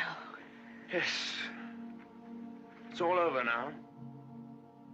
The thing's happened. The thing I've dreaded day after day. Night after night. Maxim, what are you trying to tell me? Rebecca has won. Her shadow has been between us all the time, keeping us from one another. She knew that this would happen. What are you saying? They sent a diver down. He found another boat. Yes, I know. Frank told me. Rebecca's boat. Oh, it's terrible for you. I'm so sorry. The diver made another discovery. Broke one of the ports and looked into the cabin. There was a body in there. She wasn't alone. There was someone sailing with her, and you have to find out who it was. That's it, isn't it, Maxim? You don't understand. There was no one with her.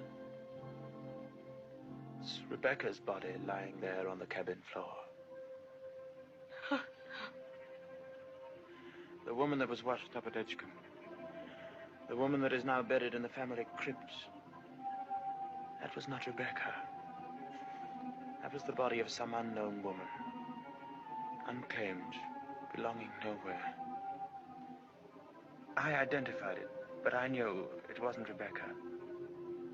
It was all a lie. I knew where Rebecca's body was. Lying on that cabin floor on the bottom of the sea. How did you know, Max? Because I put it there.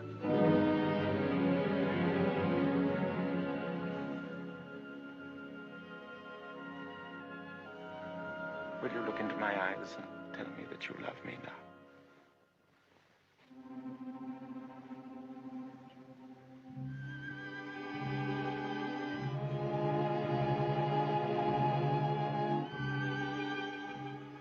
See? I was right. It's too late.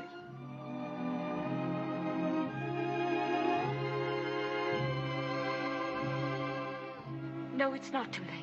You're not to say that. I love you more than anything in the world. Oh, please, Maxim, kiss me, please. No. It's no use. It's too late. Oh, we can't lose each other now. We must be together always. No secrets, no shadows. We may only have a few days, a few hours. Maxim, why didn't you tell me before? Never did sometimes, but you never seemed close enough. How could we be close when I knew you were always thinking of Rebecca? How could I even ask you to love me when I knew you loved Rebecca still? What are you talking about? What do you mean? Whenever you touched me, I knew you were comparing me with Rebecca.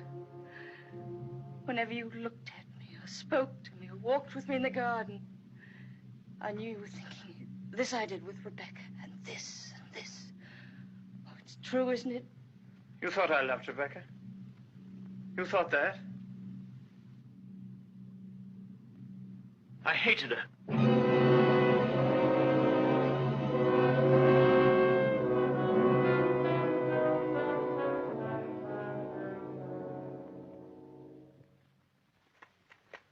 Oh, I was carried away by her.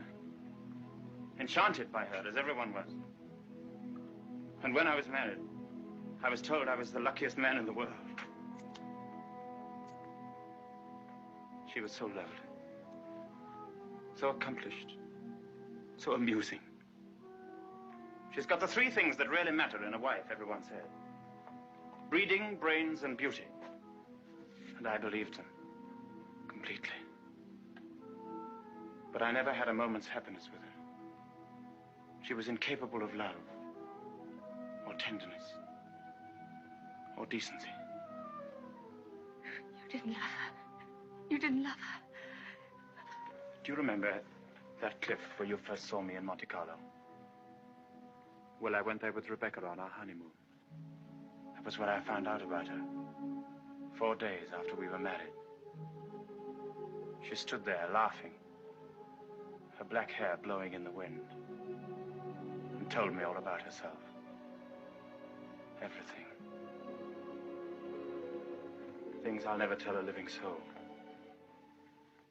I wanted to kill her. It would have been so easy. You remember the precipice?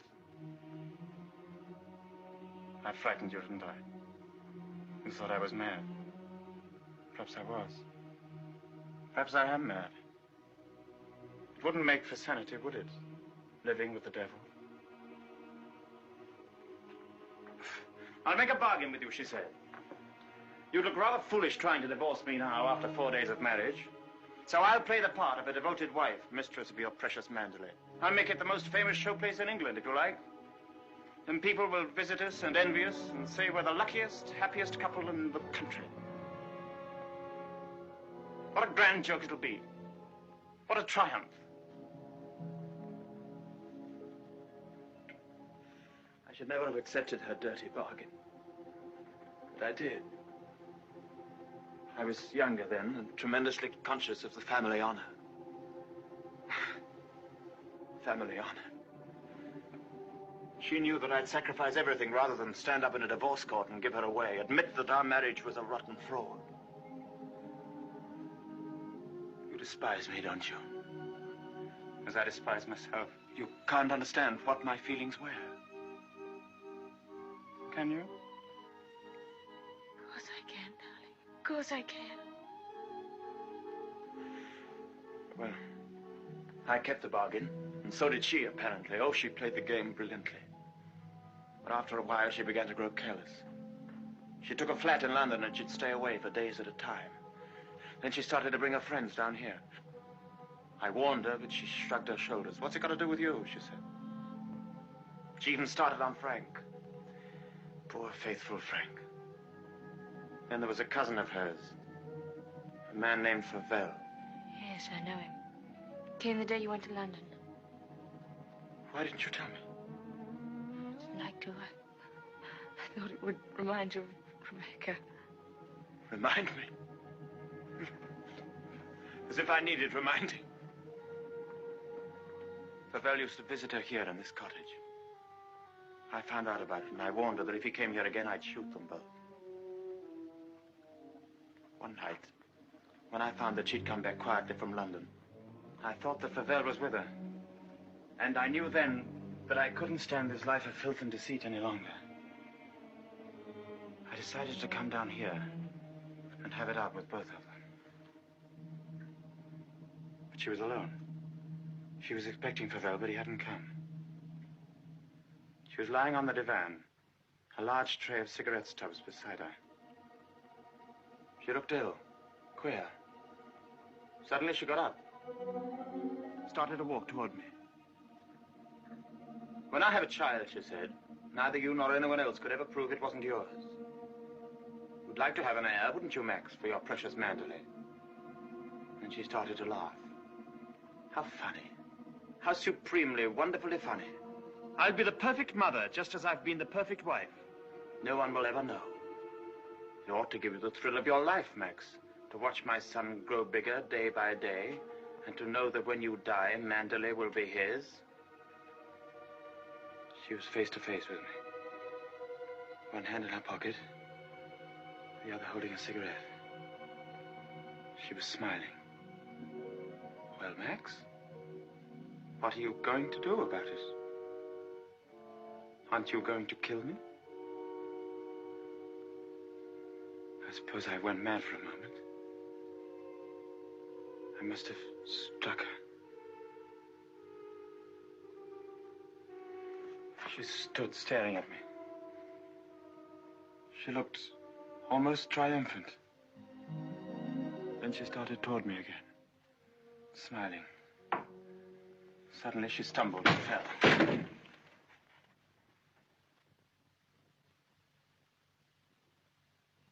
When I looked down, ages afterwards it seemed, she was lying on the floor. She'd struck her head on a heavy piece of ship's tackle. I remember wondering why she was still smiling.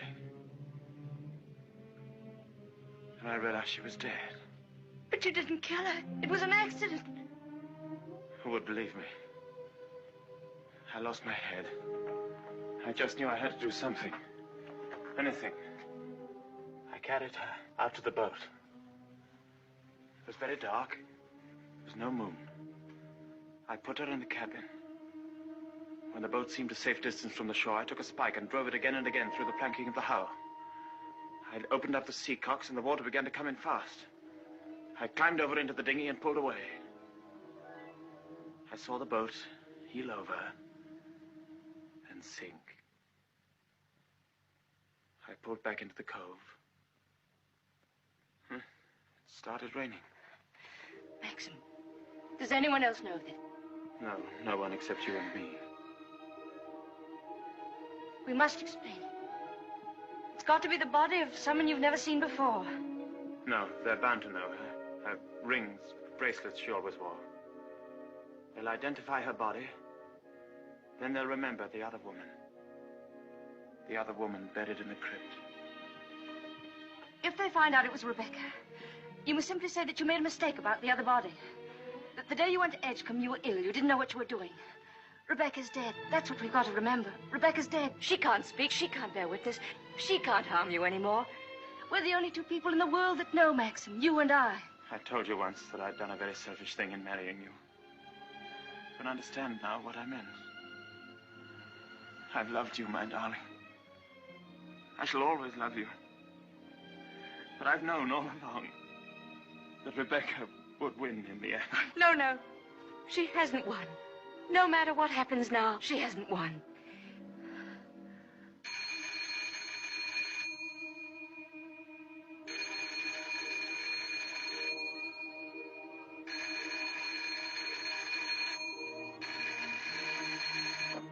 Hello? Oh. Hello, Frank. Hello, Frank. Yes. Who? Colonel Julian? Yes, tell him I'll meet him there as soon as I possibly can. What? Well, say we could talk about that when we're sure about the matter. What's happened? Colonel Julian called. He's the chief constable of the county. He's been asked by the police to go to the mortuary. He wanted to know if I could possibly have made a mistake about that other body.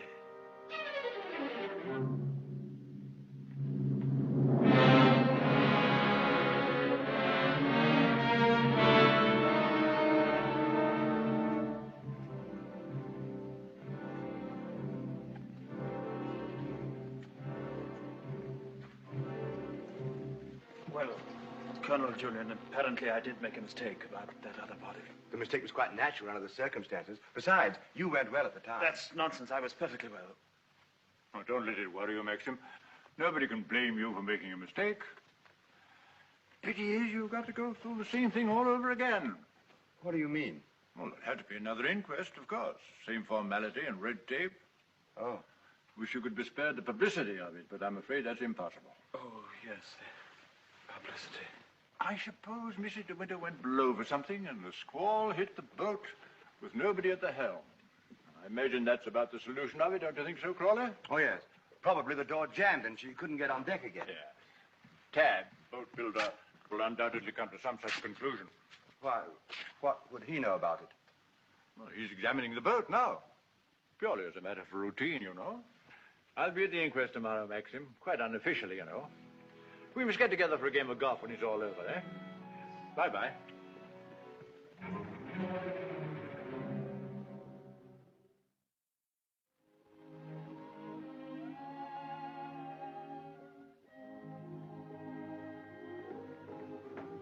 I have the evening papers, madam. Would you care to see them? Oh, no, thank you, Frith. And I prefer that Mr. De Winter weren't troubled with them either. I understand, madam. Permit me to say that we're all most distressed outside.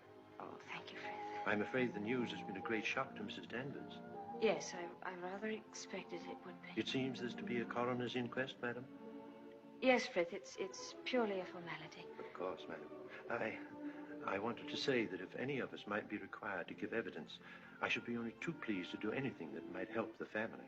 Oh, thank you, Frith. Well, I'm sure Mr. De Winter will be very happy to hear it, but I don't think anything will be necessary.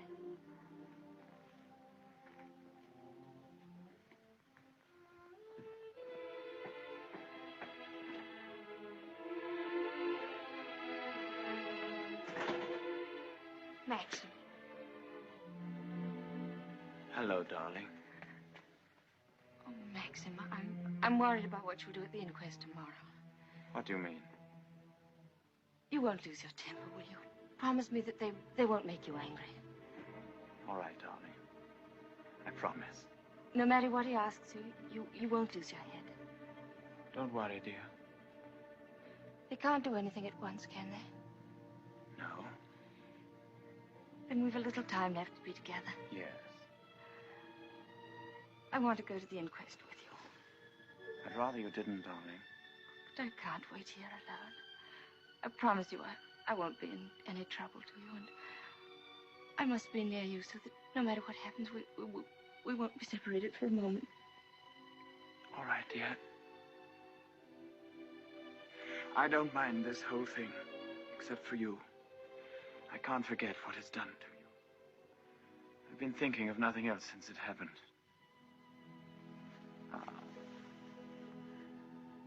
It's gone forever. That funny, young, lost look I loved won't ever come back. I killed that when I told you about Rebecca. It's gone. In a few hours, you've grown so much older. Maxim.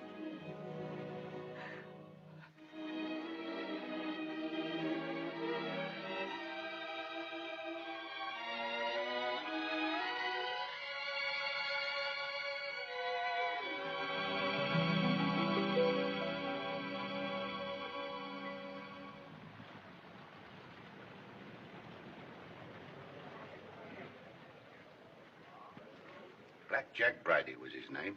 The most important arrest I ever made. It must have been about 2 years ago now. Of course, there was no doubt about it. He was hung a month after I caught him. Hello, wait a minute. Look at old Balmy Ben up now. You remember the late Mrs. De Winter, don't you? She's gone. Yes, we know that. She went in the sea. The sea got her. That's right, that's right. Now, we want you to tell us whether you were on the shore that last night she went sailing. Eh? Were you on the shore that last night she went out when she didn't come back? I didn't see nothing. I don't want to go to the asylum. Them cruel folks there. Now, nobody's going to send you to the asylum.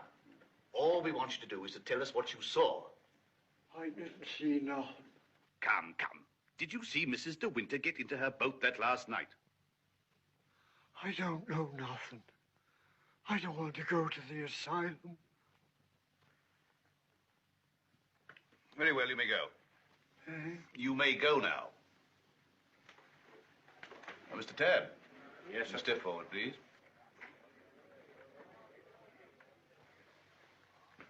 The evidence you give is calling me the truth, whole truth, but the truth. I do. So help me. The late Mrs. De Winter used to send her boat to your shipyard for reconditioning. That's right, sir. Can you remember any occasion when she had any sort of accident with the boat? No, sir. I often said Mrs. De Winter was a born sailor. Now, when Mrs. De Winter went below, as is supposed, and a sudden gust of wind came down, that would be enough to capsize the boat, wouldn't it? Excuse me, sir, but there's a little more to it than that. Well, what do you mean, Mr. Tabb? I mean, sir, the seacocks. What are the seacocks? Seacock? Oh, well, the seacocks are the valves to drain out the boat. They're always kept tight closed when you're afloat. Yes? Well, yesterday, when I examined that boat, I found they'd been opened. Well, what could be the reason for that? Just this. That's what flooded the boat and sunk her. Are you implying? That boat never capsized at all. I know it's a terrible thing to say, sir, but in my opinion, she was scuttled. And there's them holes. What holes? In her planking. What are you talking about? Of course, that boat's been underwater for over a year. And tide's been knocking her against the ridge. But it seemed to me, them holes looked as if she'd made them from the inside. Then you believe she must have done it deliberately? Couldn't have been no accident. Not with her knowledge of boats. You knew the former Mrs. De Winter very well, I believe. Oh, yes. Would you believe her capable of suicide? No. Frankly, I would not. You never can tell. You may stand down, Mr. Tabb. Mr. De Winter, please.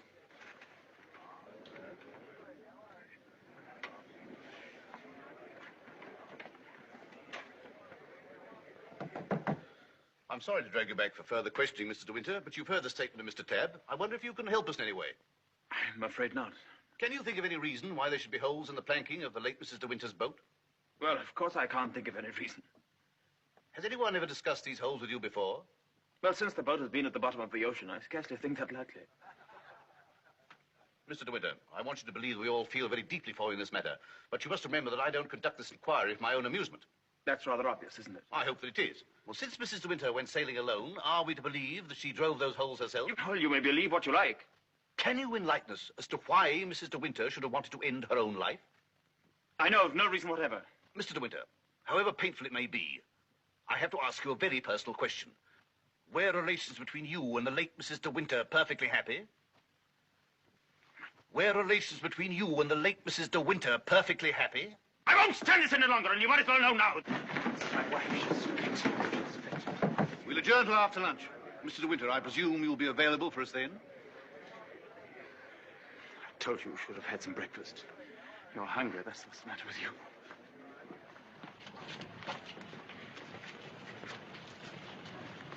Mr. Fifth thought you might like to have some lunch from the house and sent me with it. Oh, that's fine, man. And can you pull around the corner? Very good.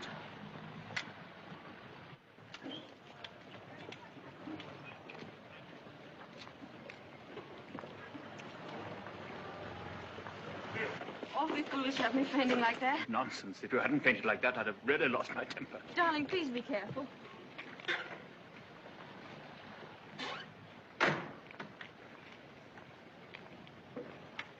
Darling, if you wait here a few moments, I'll see if I can find old Frank. Of course, darling. Don't worry about me. I'll be all right. Sure? Yes. I spotted this. Do you good. Thank you. Are you all right? Yes, of course. Won't be long. Right you are. Hello. And how does the bride find herself today? I say, marriage with Max is not exactly a bed of roses, is it? I think you better go before Maxim gets back. Oh, jealous, is he? Well, I can't say I blame him. But you don't think I'm the big bad wolf, do you? I'm not, you know. I'm a perfectly ordinary, harmless bloke. And I think you're behaving splendidly over all this. Perfectly splendidly. You know, you've grown up a bit since I last saw you. It's no wonder. What do you want, Further? Oh, hello, Max. Things are going pretty well for you, aren't they? Better than you ever expected. I was rather worried about you at first. That's why I came down to the inquest. Well, I'm touched by your solicitude, but if you don't mind, we'd rather like to have our lunch. Lunch? I say, what a jolly idea. Rather like a picnic, isn't it? Oh, I'm so sorry. Do you mind if I put this there? You know, Max, old boy, I really think I ought to talk things over with you. Talk what things over? Well, those holes in the planking, for one thing. Those holes that were drilled from the inside. Oh, Mullen. Yes, sir? Would you like a good fellow have my car filled with petrol? It's almost empty. Very good, sir. And Mullen, close the door, will you? Yes, sir. Does this bother you?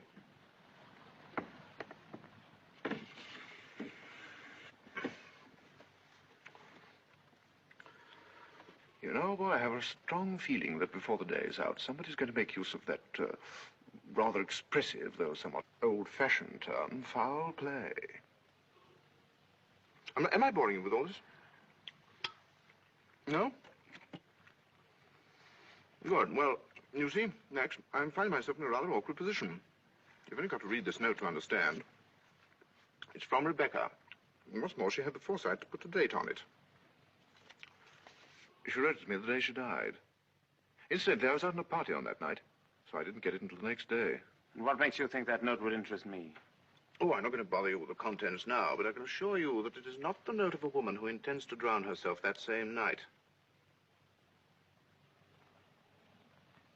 By the way, what do you do with old bones? Bury them, eh, what? However, for the time being... You know, Max, I'm getting awfully fed up with my job as a motor car salesman. I don't know if you've ever experienced the feeling of driving an expensive motor car that isn't your own, but it can be very, very exasperating. You know what I mean. You want to own the car yourself. I've often wondered what it'd be like to retire to the country, have a nice little place with a few acres of shooting. I've never figured out what it would cost a year, but I'd like to talk about it with you. I'd like to have your advice on how to live comfortably without hard work. Hello, Favell. Are you looking for me, Maxim? Yes. Mr. Favell and I have a little business transaction on hand. I think we had better conduct it over at the inn. They may have a private room there. Well, see you later. Find Colonel Julian. Tell him I want to see him immediately. Come on, Favell, let's go.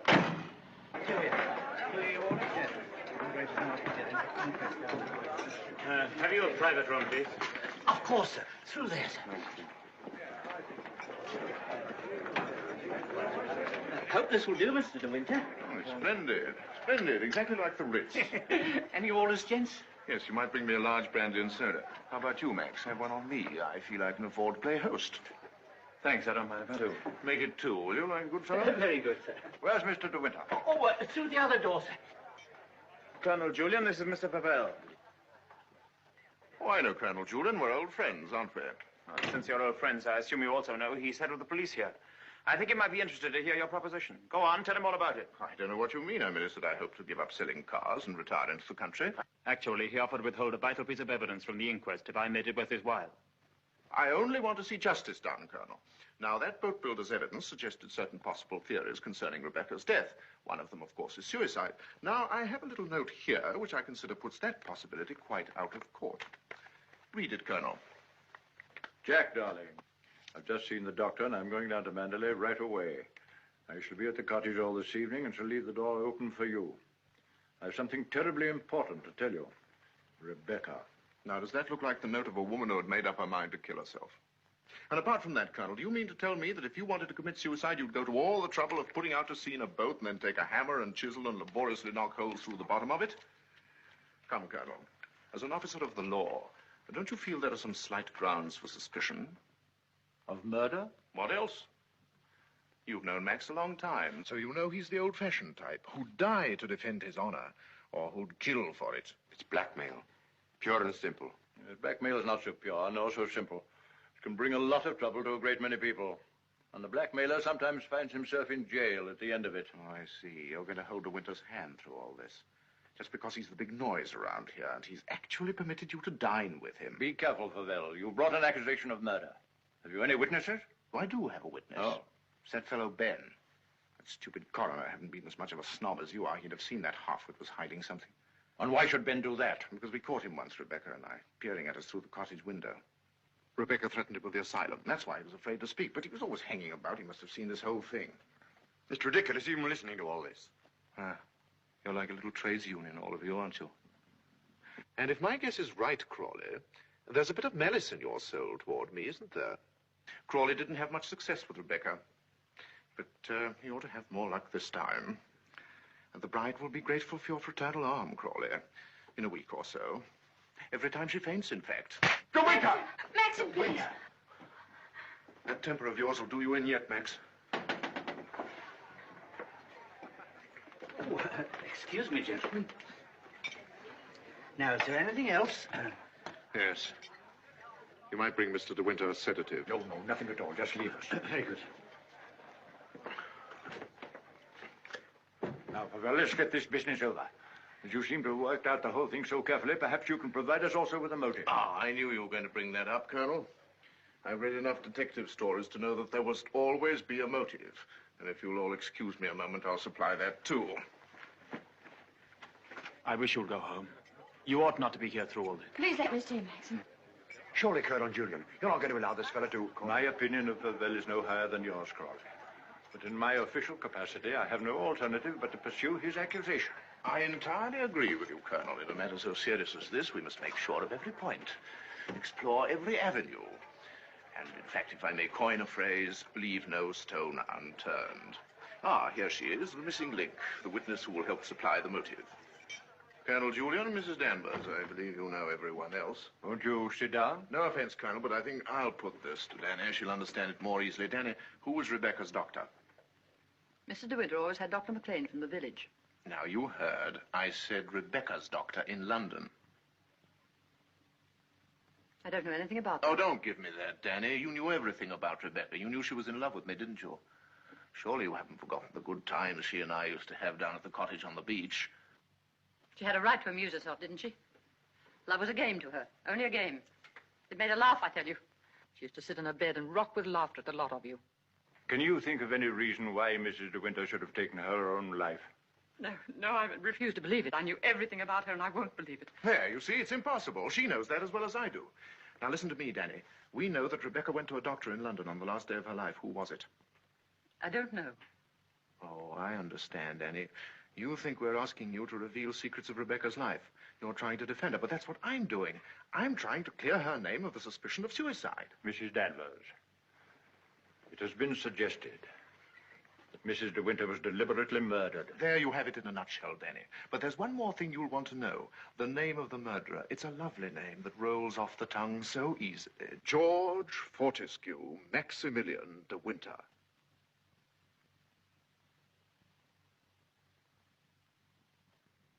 Was a doctor. Mrs. De Winter sometimes went to him privately. She used to go to him even before she was married. We don't want reminiscences, Danny. What was his name?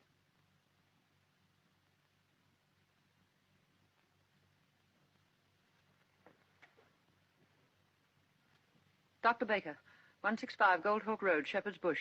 There you are, Colonel. There's where you'll find your motive. Go and question Dr. Baker.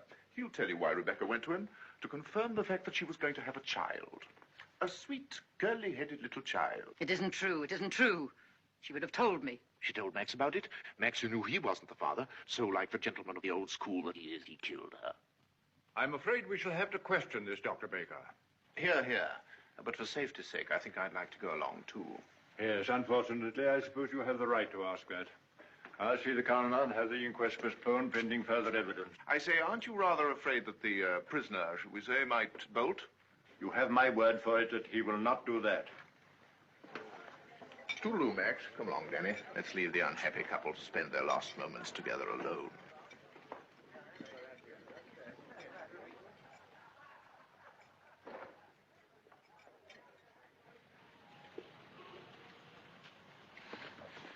Are you sure you don't want me to go with you, Max? No, darling, it'll be very tiring for you. I'll be back the very first thing in the morning, and I won't even stop to sleep. I'll be waiting for you.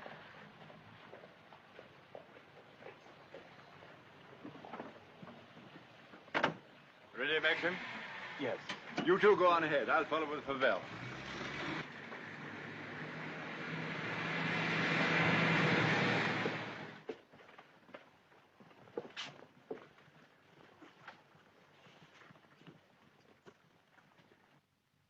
Dr. Baker, you may have seen Mr. De Winter's name in the papers recently. Oh, yes, in connection with the body that was found in a boat. My wife was reading all about it. A very sad case. My condolences. No, this is going to take hours. Let me... Don't bother, Favel. I think I can tell Dr. Baker. We're trying to discover certain facts concerning the late Mrs. De Winter's activities on the day of her death. October the 12th last year. I want you to tell me, if you can, if anyone of that name paid you a visit on that date. I'm awfully sorry. I'm afraid I can't help you. I should have remembered the name De Winter. I've never attended a Mrs. De Winter in my life. Well, how can you possibly tell all your patients' names? I can look it up in my engagement diary, if you like. Did you say the 12th of October? Yes. Here we are. No De Winter. Are you sure? Well, here are all the appointments for that day. Ross, Campbell, Stedall, Perino, Danvers... Danny? What the devil? Would you read that name again? Did you say Danvers? Yes, I have a Mrs. Danvers for 3 o'clock. What did she look like? Can you remember? Yes, I remember her quite well. She was a very beautiful woman. Tall, dark, exquisitely dressed. Rebecca. The lady must have used an assumed name. Is that so? This is a surprise. I'd known her a long time. What was the matter with her? My dear sir, there are certain ethics. Could you supply a reason, Dr. Baker, for Mrs. De Winter's suicide? For her murder, you mean? She was going to have a kid, wasn't she? Come on, out with it. Tell me, what else would a woman of her class be doing in a dump like this? I take it the official nature of this visit makes it necessary for me to... I assure you, we'd not be troubling you if it were not necessary. You want to know if I can suggest any motive as to why Mrs. De Winter should have taken her life? Yes, I think I can. The woman who called herself Mrs. Danvers was very seriously ill. She was not going to have a child. Well, that was what she thought. My diagnosis was different. I sent her to a well-known specialist for an examination and x-rays. And on this date, she returned to me for his report. I remember her standing here, holding out her hand for the photograph. I want to know the truth, she said. I don't want soft words in a bedside manner. If I'm for it, you can tell me right away. I knew she was not the type to accept a lie. She'd asked for the truth. I let her have it. She thanked me. I never saw her again, so I assumed that... What was wrong with her? Cancer.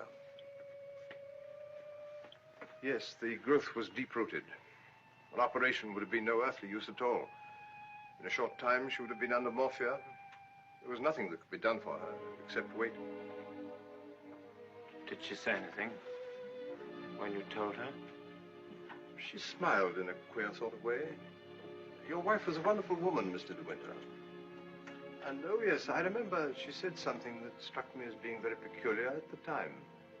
When I told her it was a matter of months, she said, "Oh, no, doctor, not that long." You've been very kind. You've told us all we wanted to know. We should probably need an official verification. Verification? Yes, to confirm the verdict of suicide. I understand. Can I offer you gentlemen a glass of sherry? Oh, very kind. I think we ought to be going. Thank heaven we know the truth. Dreadful thing. Dreadful. A young and lovely woman like that. No wonder. I never had the remotest idea. Neither did Danny, I'm sure. I wish I had a drink. Will we be needed at the inquest any further, Colonel Julian? I can see to it that Maxim's not trouble any further. Thank you, sir. You ready to start, Colonel? No, thank you. I'm staying in town tonight. And let me tell you, Favel, blackmail is not much of a profession. We know how to deal with it in our part of the world, strange as it may seem to you. Oh, I'm sure I don't know what you're talking about. But if you ever need a new car, Colonel, just let me know. It's impossible to thank you for your kindness to us through all this. You know what I feel without my saying anything. Not at all. Put the whole thing behind you. But let your wife know she'll be getting worried. Yes, of course. I'll phone her at once, then we'll get straight down to Mandalay. Goodbye, Crawley. Maxim's got a great friend.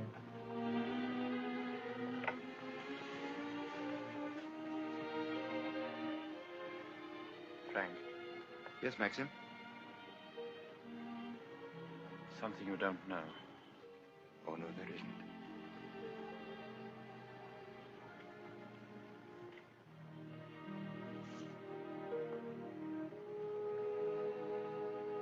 I didn't kill her, Frank. But I know now that when she told me about the child, she wanted me to kill her. She lied on purpose. She foresaw the whole thing. That's why she stood there laughing when she... Don't think about it anymore. Thank you, Frank. How, Danny? I just wanted to tell you the news. Rebecca held out on both of us. She had cancer.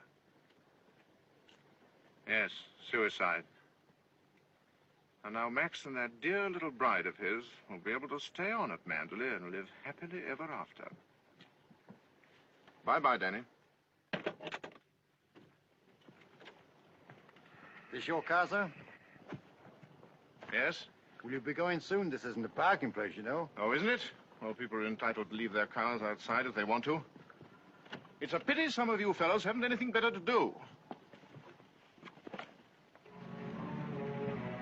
When you phoned, did she say she'd wait up? I asked her to go to bed, but she wouldn't hear of it. I wish I could get some more speed out of this thing. Is something worrying you, Maxim? I can't get over the feeling something's wrong.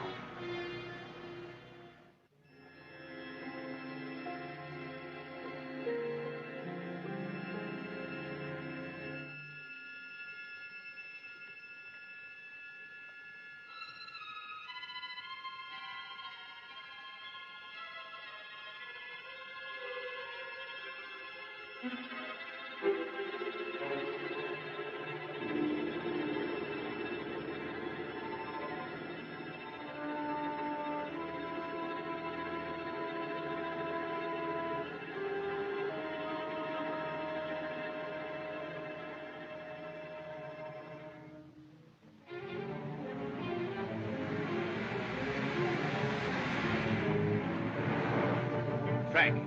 What's the matter? Why did we stop? What's the time? Well, this clock's wrong. Must be 3 or 4. Why? That can't be the dawn breaking over there.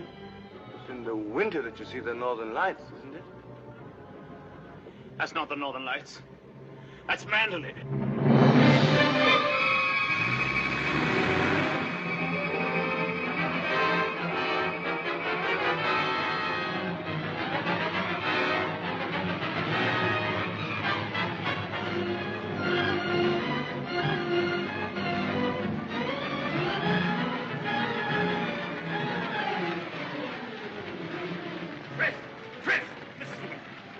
I thought I saw her. Where?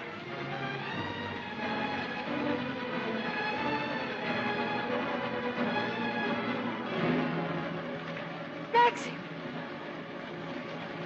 Thank heaven you've come back to me. Are you all right, darling? Oh, yes. Are you all right? Mrs. Danvers. She's gone mad. She said she'd rather destroy Manderley than see us happy here. Look! The West Wing!